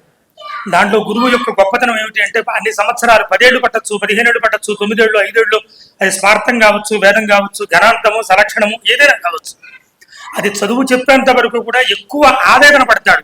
ఈ పిల్లవాడు వృద్ధిలోకి రావాలి, గొప్పవాడు కావాలి, కీర్తిని పొందాలి. ఎవరి దగ్గర చదువుకున్నావు అంటే బలానా వారి దగ్గర చదువుకున్నాను అనేటువంటి ఒకే ఒక్క విషయం మాత్రమే మనం గురువు గారికి ఇచ్చేటువంటి గురుదక్షిణ తప్ప మరొకటి లేదు. ఏమి ఇస్తే మాత్రం గురువు యొక్క రుణం తీరుతుంది? ఏది తీరదు. ఎంత ఇచ్చినా కూడా ఒక జన్మ కాదు, ఎన్ని జన్మలు ఎత్తినా సరే తీరనటువంటి రుణం ఏదైనా ఉందంటే ఒక గురువు గారిది మాత్రమే. అలాంటి గురువు మనకి ఇందాక వారు చెప్పినట్టుగా మన అజ్ఞానాంధకారాలను తొలగిస్తూ ఒక జన్మ సార్థకత కావడానికి కేవలం గురువు మాత్రమే మనకి మార్గదర్శకుడు. అలాంటి గురువు గారు మీ అందరికీ లభించడం, అలాంటి వేదిక మీదకి ఒక అల్పుణ్ణైనటువంటి నన్ను కూడా వేదిక మీదకి రమ్మని నన్ను కూర్చోబెట్టి ఈ 4 మాటలు నా చేత చెప్పించేటువంటి భాగ్యాన్ని ఇక్కడ ఉన్నటువంటి పెద్దలందరూ కూడా నాకు అవకాశాన్ని ఇచ్చారు. మీరందరూ కూడా, మీ అందరికంటే కూడా నేను చాలా అల్పుణ్ణి, కాబట్టి మీరందరూ కూడా నన్ను ఆశీర్వదించవలసిందిగా కోరుతూ స్వస్తి. వారు ముగ్గురు కూడా అద్భుతంగా మనకి ఉపదేశం చేశారు. స్మార్థంలో ఎట్లా ఉండాలి, గురువు గారి దగ్గర ఎట్లా ఉండాలి. అట్లాగే లక్ష్మీ ఫణికుమార శర్మ గారు కూడా గురువు రుణాన్ని మనం ఎప్పటికీ తీర్చుకోలేము, అట్లాగే కొన్ని కట్టుబాట్లు ఉంటాయి, అవన్నీ ఎట్లా ఉండాలి అనేది మా రామలింగ గణపతి గారు చెప్పినటువంటి దాంట్లో నిగూఢంగా కనబడుతూ ఉన్నాయి అన్నమాట. ఒక చోట చెప్తారు, అంటే చదువుకోవాలి, చదువు చాలా ముఖ్యం, దాంట్లో ఏమీ అభ్యంతరం వేరే ఏం లేదు. కానీ చదువుకున్నటువంటి వాడు ఎట్లా ఉండాలి అనే దానికి కొన్ని లక్షణాలు ఉన్నాయన్నమాట. విద్యా వివాదాయ ధనం మదాయ శక్తి పరేషాం పరపీడనాయ ఖలస్య సాధో విపరీతమేతద్ జ్ఞానాయ దానాయ చ రక్షణాయ. వారు చెప్పినటువంటి మాటల్లో మనం ఇవే కొన్ని మనం తెలుసుకోవాల్సినటువంటి ఉన్నాయన్నమాట. ఏమిటంటే విద్యా వివాదాయ, చదువు ఉన్నటువంటి వాడు అంటే మంచివాడి దగ్గర చెడ్డవాడి దగ్గర ఉన్నటువంటి విద్య ఎట్లా ఉంటుంది, మంచివాడి దగ్గర ఉంటే ఎట్లా ఉంటుంది, అదే విద్య చెడ్డవాడి దగ్గర ఉంటే ఎట్లా ఉంటుంది. విద్యా వివాదాయ, దాన్ని పట్టుకొని రంధ్రాన్వేషణలు చేస్తూ ఉంటారు. మనం ఎప్పుడు కూడా చిలకాలి, కెలక్కకూడదు. కెలికితే వచ్చేది వాసన, చిలికితే వచ్చేది అమృతం, మనకు తెలుసు కదా అందరికీ కూడా. అందువల్ల విద్యా వివాదాయ, విద్యతో ఎప్పుడు వివాదం చేయకూడదయా. ధనం మదాయ, అట్లాగే ఒక దుర్మార్గుడి దగ్గర డబ్బు ఉందనుకోండి, వాడు ఆ ధనంతో వాడు ఏం చేస్తాడు, గర్విస్తూ ఉంటాడు అనమాట. ధనం మదాయ శక్తి పరేషాం పరపీడనాయ, బాగా బలం ఉందనుకోండి, బలహీనుడిని బాధపడుతూ ఉంటాడు. ఖలస్య ఇవి దుర్మార్గుడి దగ్గర ఉంటే ఈ విధంగా ఉంటాయా. సాధో విపరీతమేతదు అట్లాగే మంచివాడి దగ్గర ఉంటే ఎట్లా ఉంటాయి. విపరీతమేతదు దీనికి రివర్స్ లో ఉంటుంది. ఎట్లా ఉంటుంది అంటే జ్ఞానాజ దానాజ చ రక్షణాయ. ఆ విద్యతో వాడు జ్ఞాన సముపార్జన చేస్తాడు. ఒక విషయం తెలుసుకున్న తర్వాత దాని దగ్గర నుంచి మళ్ళీ ఇంకొక విషయాన్ని తెలుసుకోవడానికి అది తోడ్పడుతుంది అనమాట. ఇప్పుడు మనకి అంతే అంటారు, మొత్తం ఆచార్యాత్ పాదమాదిత్తే పాదం శిష్య స్వమేధయా పాదం సబ్రహ్మచారిభ్య పాదం కాలక్రమేణతు అంటారు. మొత్తం మనం గురువు దగ్గర అధ్యయనం చేయడం చాలా కష్టం. స్మార్థం, వేదం కాదు నేను చెప్పేది, స్మార్థం. ఇది స్మార్థ సభ కాబట్టి నేను ఆ మాట గట్టిగా చెప్తున్నాను. మనం ఏంటి ఇప్పుడు సహజంగా గురువు గారి దగ్గర నుంచి మీరంతా చదువుకొని వచ్చారు. గురువు గారు మిమ్మల్ని యాజ్ఞికాలకు తీసుకెళ్లారా? యాజ్ఞికాలకు తిప్పడం కుదరదు. ఎందుకంటే ఆయన అక్కడ అధ్యాపక వృత్తిలో ఉన్నారు కాబట్టి బయటికి పంపించడానికి అక్కడి నుంచి వాళ్ళు ఒప్పుకోరు. మరప్పుడు మీరు బయటకు వచ్చిన తర్వాత ఏమిటి, ఇంకొక గురువుని ఎవరినో ఒకరిని ఆశ్రయించాలి. మీరు యాజ్ఞిక అనుభవం పొందాలి అంటే ఇంకొకరి దగ్గర ఖచ్చితంగా మనం నేర్చుకోవడానికి వెళ్ళాల్సి వస్తుంది. అక్కడ ఇప్పుడు ఈ పాఠం ఆయన పాఠం ఒకటే రకంగా ఉండొచ్చు, ఉండకపోవచ్చు. దీన్ని జాగ్రత్తగా సమన్వయం చేస్తూ మనం జాగ్రత్తగా అవగాహనతో మనం ముందుకెళ్లాలన్నమాట. ఇంకా తెలియని విషయాలను తెలుసుకుంటూ వాళ్ళ దగ్గర అక్కడ ఉన్నటువంటి ప్రాంతీయ సంప్రదాయాలు, మనం ఒక ఊళ్ళో చదువుకుంటాం, మన ఊళ్ళో వేరేగా ఉంటాయి, అక్కడ ప్రాంత సంప్రదాయాలు వేరేగా ఉంటాయి. ఇవన్నీ కూడా తెలుసుకుంటూ ఉండాలన్నమాట. అదే చెప్తున్నారు, శక్తి పరేషాం పరపీడనాయ ఖలస్య సాధో విపరీతమేతత్ జ్ఞానాయ దానాయ చ రక్షణాయ. అటువంటి విద్యతో జ్ఞాన సముపార్జన ఇంకా తెలుసుకోవడానికి ప్రయత్నం చేయాలయా. దానాయ చ రక్షణాయ, తర్వాత డబ్బు ఉన్నటువంటి దాన్ని జాగ్రత్తగా వాడుకుంటూ ఖర్చు పెట్టుకుంటూ భాగవతంలో అష్టమ స్కంధంలో చెప్తారనమాట. 5 రకాలైనటువంటి విభజన చేయమంటాడు అనమాట. అట్లా ఎవరైతే చేస్తారో దాన్ని మాత్రమే వాడు ఇహ అముత్రచ మోదతే అంటాడు.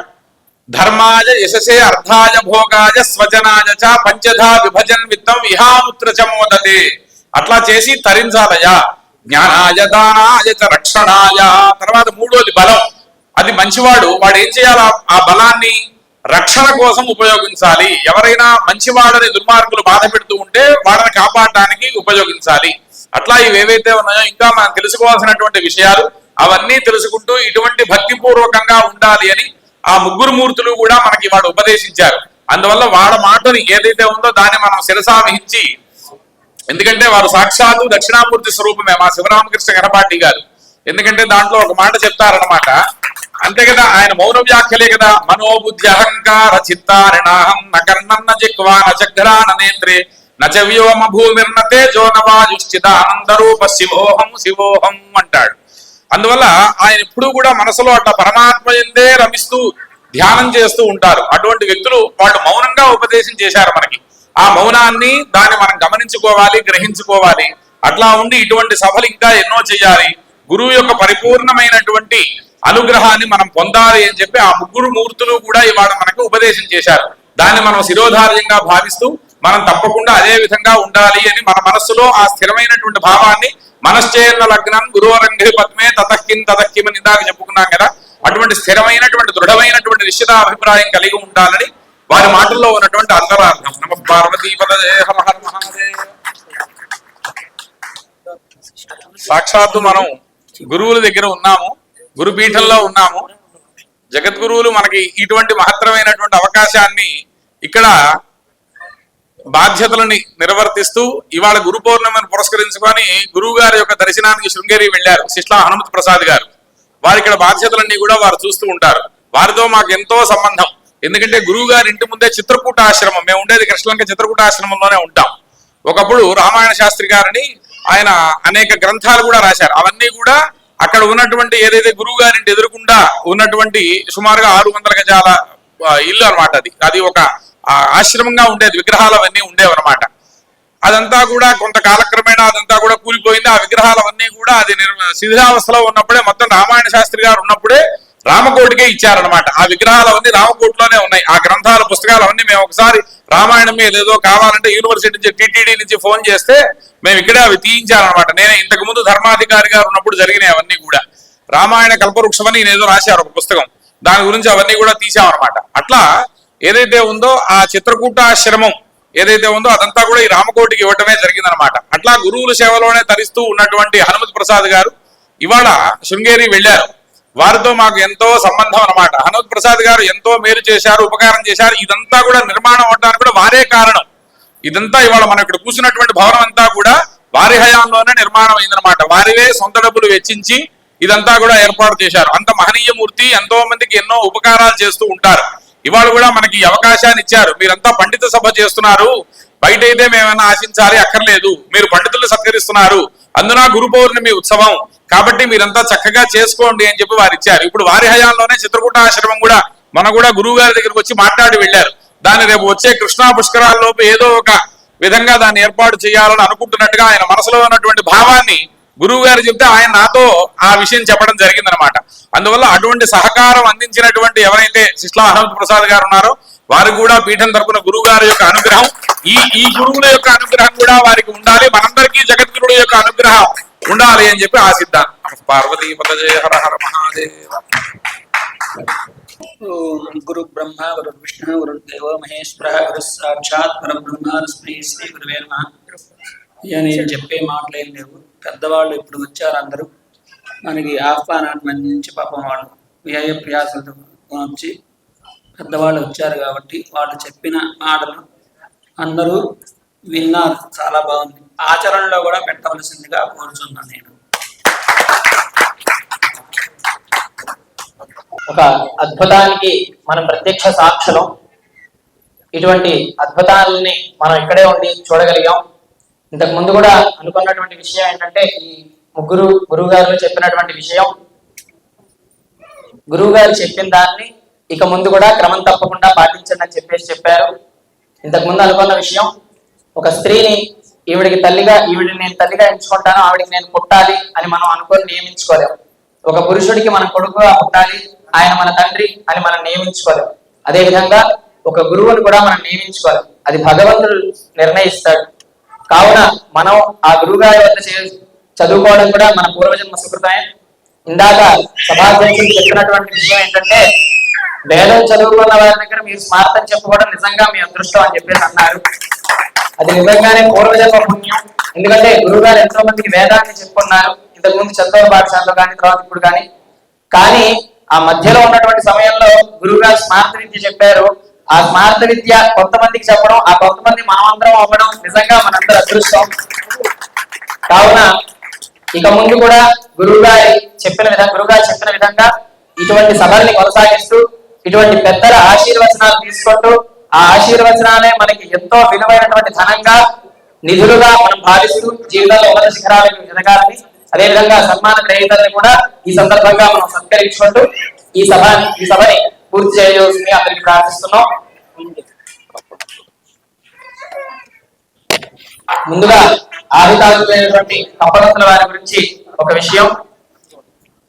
శ్రీరామ శివాయ గురవే నమః చతుర్థ వార్షిక వ్యాస పూజా పూర్వక గురు పూజా మహోత్సవం సదాశివ సమారంభ వ్యాస శంకర మధ్యమా అస్మదాచార్య పర్యంత వందే గురు పరంపరా కప్పదంతు వంశ పారావార సాగర వేద స్మార్తాగమ విద్యాధ్యయన అధ్యాపన ప్రతిష్టాస్థాన నిష్ఠాగరిష్టమైనటువంటి కప్పదంతు వంశమున బ్రహ్మశ్రీ వేదమూర్తులైనటువంటి కప్పదంతు యజ్ఞ వెంకట సుబ్రహ్మణ్య మహాత్మిచిత్ యజ్వగారు సరస్వతి సోమభీని గారుల పుణ్య దంపతుల సుకృత ఫలముగా క్రోధనామ సంవత్సర మార్గశిర పౌర్ణమి నాడు కృష్ణా జిల్లా షాయిపురం నందు జన్మించినటువంటి వేదమూర్తి శ్రీ బ్రహ్మశ్రీ కప్పదంతి జ్వాలా వెంకట రామలింగ ఘనాపతి మహాశయ అనవరత వేద విద్యాధరులకు నమోపాతములు.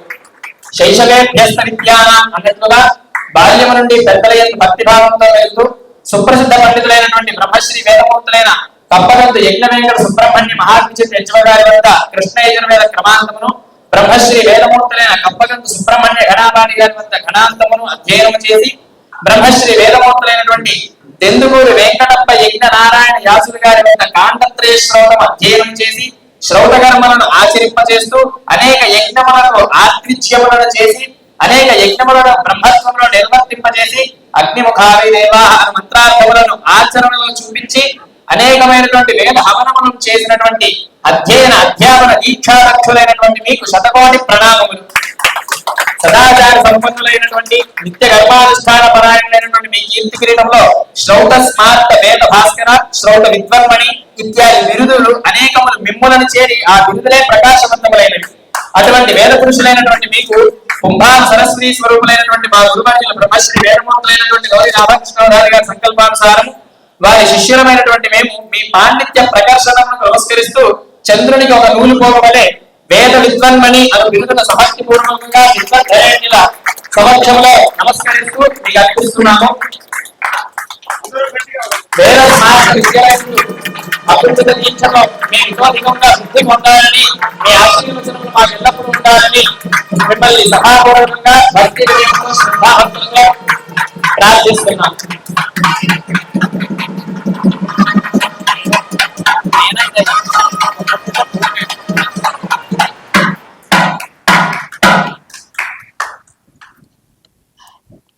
మొన్న మా జుజ్జూరులో మా మేనమావ గారు యజ్ఞం చేశారు. ఆ సందర్భంలో వారే ఉన్నారు. ఆ రోజు అట్లాగే నేను వెళ్ళాను. 4వ రోజో మరి 3వ రోజో బహుశా అది. వెళ్ళినప్పుడు ఇట్లాగే మైక్ పెట్టి మాట్లాడమన్నారు. నేను మాట్లాడనన్నా. ఆయన ఒక్కసారి కోపంగా చూశారు రామలింగనపాటి గారు. ఎందుకో నాకు ఆ రోజు అర్థం కాలేదు. అప్పుడు ఒక అరగంట 40 నిమిషాలు ఇట్లాగే మాట్లాడేశాం. ఏదో వచ్చింది మాట్లాడేస్తూ ఉంటాను. తర్వాత విషయం తర్వాత బాగుందో లేదో అవన్నీ ఏవి ఎంతమందికి వెళ్ళినాయి అనే విషయాల తర్వాత. ఇప్పుడు నాకు అర్థమైంది ఎందుకు కోపంగా చూశారని. ఆయన పురోజనామ సంవత్సరంలో పుట్టారు. ఇప్పుడు చదివినప్పుడు నాకు అర్థమైంది అనమాట. అది అది అది అది ఆగ్రహం. అందువల్లే అంటారు గుణవాన్ భవతి ధ్రువం స్వభావ మధురం క్షీరం క్వథితం హి రసోత్తరం అన్నారు. ఈ సందర్భాన్ని ఎందుకు తీసుకొచ్చానంటే ఆ విషయం చెప్పడానికే తీసుకొచ్చారనమాట. మంచి వాళ్ళ కోపం వచ్చినా కూడా అది ఎప్పుడూ కూడా అది లోక కళ్యాణమే అవుతుంది. దాని ధర్మాగ్రహం అంటారు. ఆయన ఆ రోజు అట్లా కోపంగా నా ముందు మైకి పెట్టి మాట్లాడిచ్చారు. ఆ మాట్లాడించడం వల్ల చాలా బాగుందన్నారు. సరే అక్కడ ఉన్నవాడు తర్వాత చాలా మంది ప్రశంసించారు, సంతోషించారు, వారు ఆశీస్సులు అందించారు. సరే అంతవరకు బాగుంది. ఇక్కడ దీని ఎందుకంటే మంచి వాళ్ళ కోపం వచ్చినా అది బాగుంటుందని ఎందుకు చెప్తున్నానంటే మామూలుగా స్వభావంగా పాలు తీయగానే ఉంటాయి. కానీ ఆ పాలని బాగా మనం మరిగిస్తే వేడి చేస్తే ఏమవుతాయి? ఇంకాస్త తీపిగా మారతాయి తప్పితే అవేమి రుచి మారిపోవు. అందువల్ల మంచి వాళ్ళ కోపం వచ్చినా కూడా అది ఎప్పుడు కూడా క్వథితం హి రసోత్తరం అన్నారు. అది లోక కళ్యాణమే అవుతుందయా అన్నారు. దీనికి కారణం అంతా కూడా ఆయన పురోజనామ సంవత్సరంలో పుట్టడమేమో అనేటువంటి ఇందాక అది దాంట్లో వినబట్టి అది నాకు గుర్తొచ్చి ఆ సందర్భం తీసుకొచ్చారన్నమాట.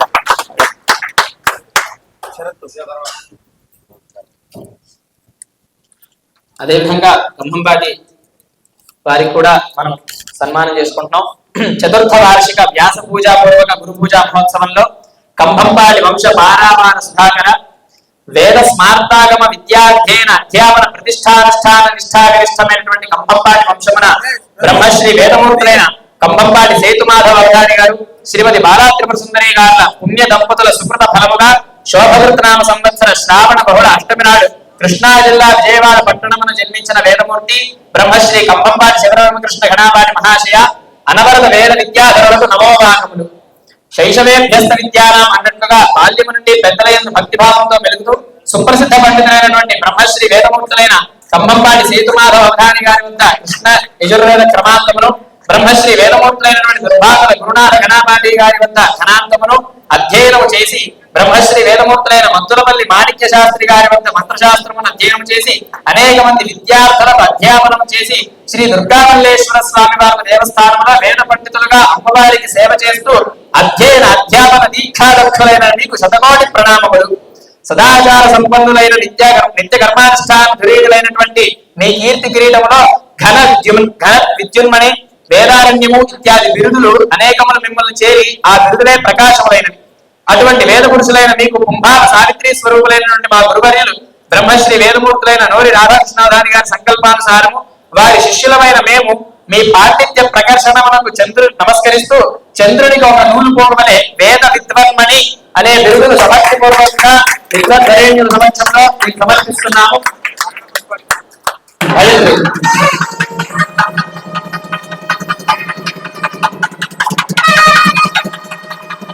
వేద స్మారక శ్రౌర ఇత్యాది కర్మలను మేము విరోధంగా అభివృద్ధి చెందుతూ మా జీవితాన్ని సాఫల్యం చేసుకోవాల్సిందిగా మీ ఆశీర్వచనములను సభాపూర్వకంగా కోరుకుంటున్నాం.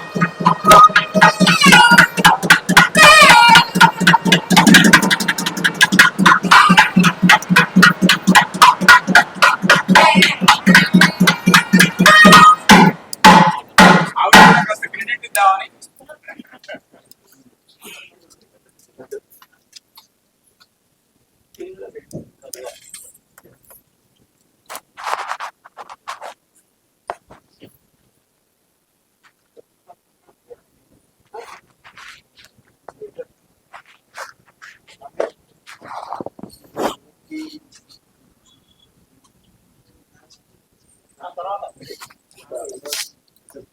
చతుర్థ వార్షిక వ్యాస పూజాపూర్వక గురు పూజా మహోత్సవం మునగాల వంశ పారావార సుధాకర వేద స్మార్తాగమ విద్యార్థేన అధ్యాపన ప్రతిష్టాగరిష్టమైన మునగాల వంశమున బ్రహ్మశ్రీ వేదమూర్తులైన మునగాల వెంకట సుబ్రహ్మణ్య శాస్త్రి గారు అన్నపూర్ణమ్మ గారి పుణ్య దంపతుల సుకృత ఫలంగా విలంబినామ సంవత్సర ఆషాఢ బహుళ చతుర్దశి నాడు ప్రకాశం జిల్లా ఎడమానూరు గ్రామమున జన్మించిన వేదమూర్తి బ్రహ్మశ్రీ మునగాల శ్రీరామమూర్తి శాస్త్రి మహాశయ అనవరత వేద విద్యాధరులకు నమోవాకములు. శైశవేభ్యస్త విద్యానాం అన్నట్లుగా బాల్యం నుండి పెద్దల యొక్క భక్తి భావంతో వెలుగుతూ సుప్రసిద్ధ పండితులైనటువంటి బ్రహ్మశ్రీ వేదమూర్తులైన చల్లపల్లి సీతారామావధాని గారి వద్ద కృష్ణయజుర్వేద మూలాంతమును బ్రహ్మశ్రీ వేదమూర్తులైన పిశుపాటి శ్రీరామమూర్తి అవధాని గారి వద్ద స్మార్త విద్యను సాహిత్య జ్యోతిష ఆగమ ప్రతిష్ట పురాణములు అధ్యయనం చేసి ఎంతో మంది విద్యార్థులకు స్మార్తము వేదము అధ్యాపన చేస్తూ అనేక వైదిక ప్రతిపాదిత కర్మలను చేయిస్తూ అధ్యాపన దీక్షాదక్షులైన మీకు శతకోటి ప్రణామములు. సదాచార సంపన్నులైన నిత్య కర్మానుష్ఠాన పరాయణులైన మీ కీర్తి కిరీటములో స్మార్త విద్యార్థి ఇత్యాది బిరుదులు అనేకములు మిమ్మల్ని చేరి ఆ బిరుదులే ప్రకాశవంతములైనవి. అటువంటి వేద పురుషులైన మీకు కుంభార సావిత్రి స్వరూపులైన మా గురువైన బ్రహ్మశ్రీ వేదమూర్తులైన నోరి రాధాకృష్ణాధారి గారి సంకల్పానుసారం వారి శిష్యులమైన మేము మీ పాండిత్య ప్రకర్షణమునకు నమస్కారం చేస్తూ చంద్రునికి ఒక నూలి పోవలే స్మార్త విద్వన్మణి అనే బిరుదును సాహిత్యపూర్వకంగా సభాముఖంగా మీకు అందిస్తున్నాము. వేద స్మార్త ప్రతిపాదన కర్మల యందు మేము వినోదితంగా అభివృద్ధి చెంది ఎంతో మందికి ఉపయుక్తంగా ఈ వేదమాన సేవను చేసుకునే విధంగా మమ్మల్ని ఆశీర్వదించమని సభాముఖంగా మిమ్మల్ని ప్రార్థిస్తున్నాం.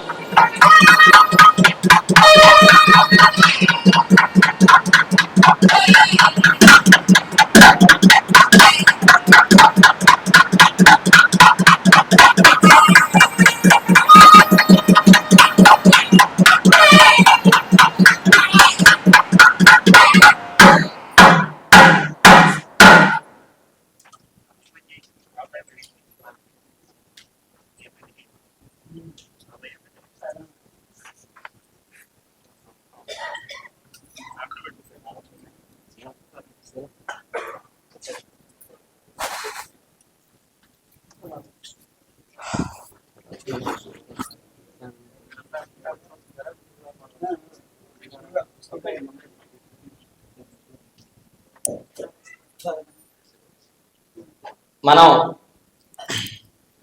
వ్యాకరణాది శాస్త్రములు చూసినప్పుడు ఇకో ఎనచి ఇకహ స్థానే ఎన్ స్యాదచి అని చెప్పిస్తారు. ఆ ఇక్కులంటే ఏమిటి, ఎండులంటే ఏమిటి, ఇక్కులకు అచ్చులు పరమైతే ఎండులు ఏ విధంగా ఆదేశం అవుతాయి అనేటువంటిదంతా కూడా మనం ముందుగా తెలుసుకోవాలి లేదా తర్వాత తెలుసుకోవాలి. ఆ సమయంలో వారు ఆ ఒక్క సూత్రం మాత్రమే చెప్తారు. దాని అర్థం ఏంటనేది మనం తెలుసుకోవడానికి చాలా పరిశ్రమ చేయాల్సి వస్తుంది.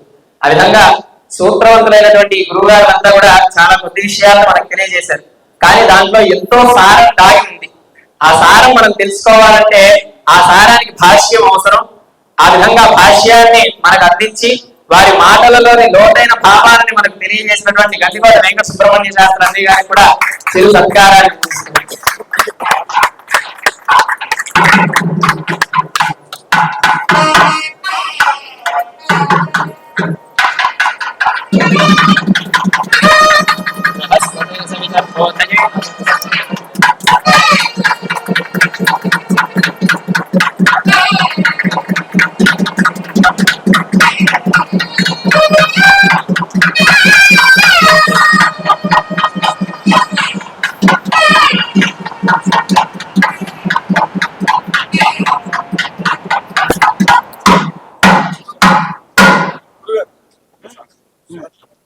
ఒకసారి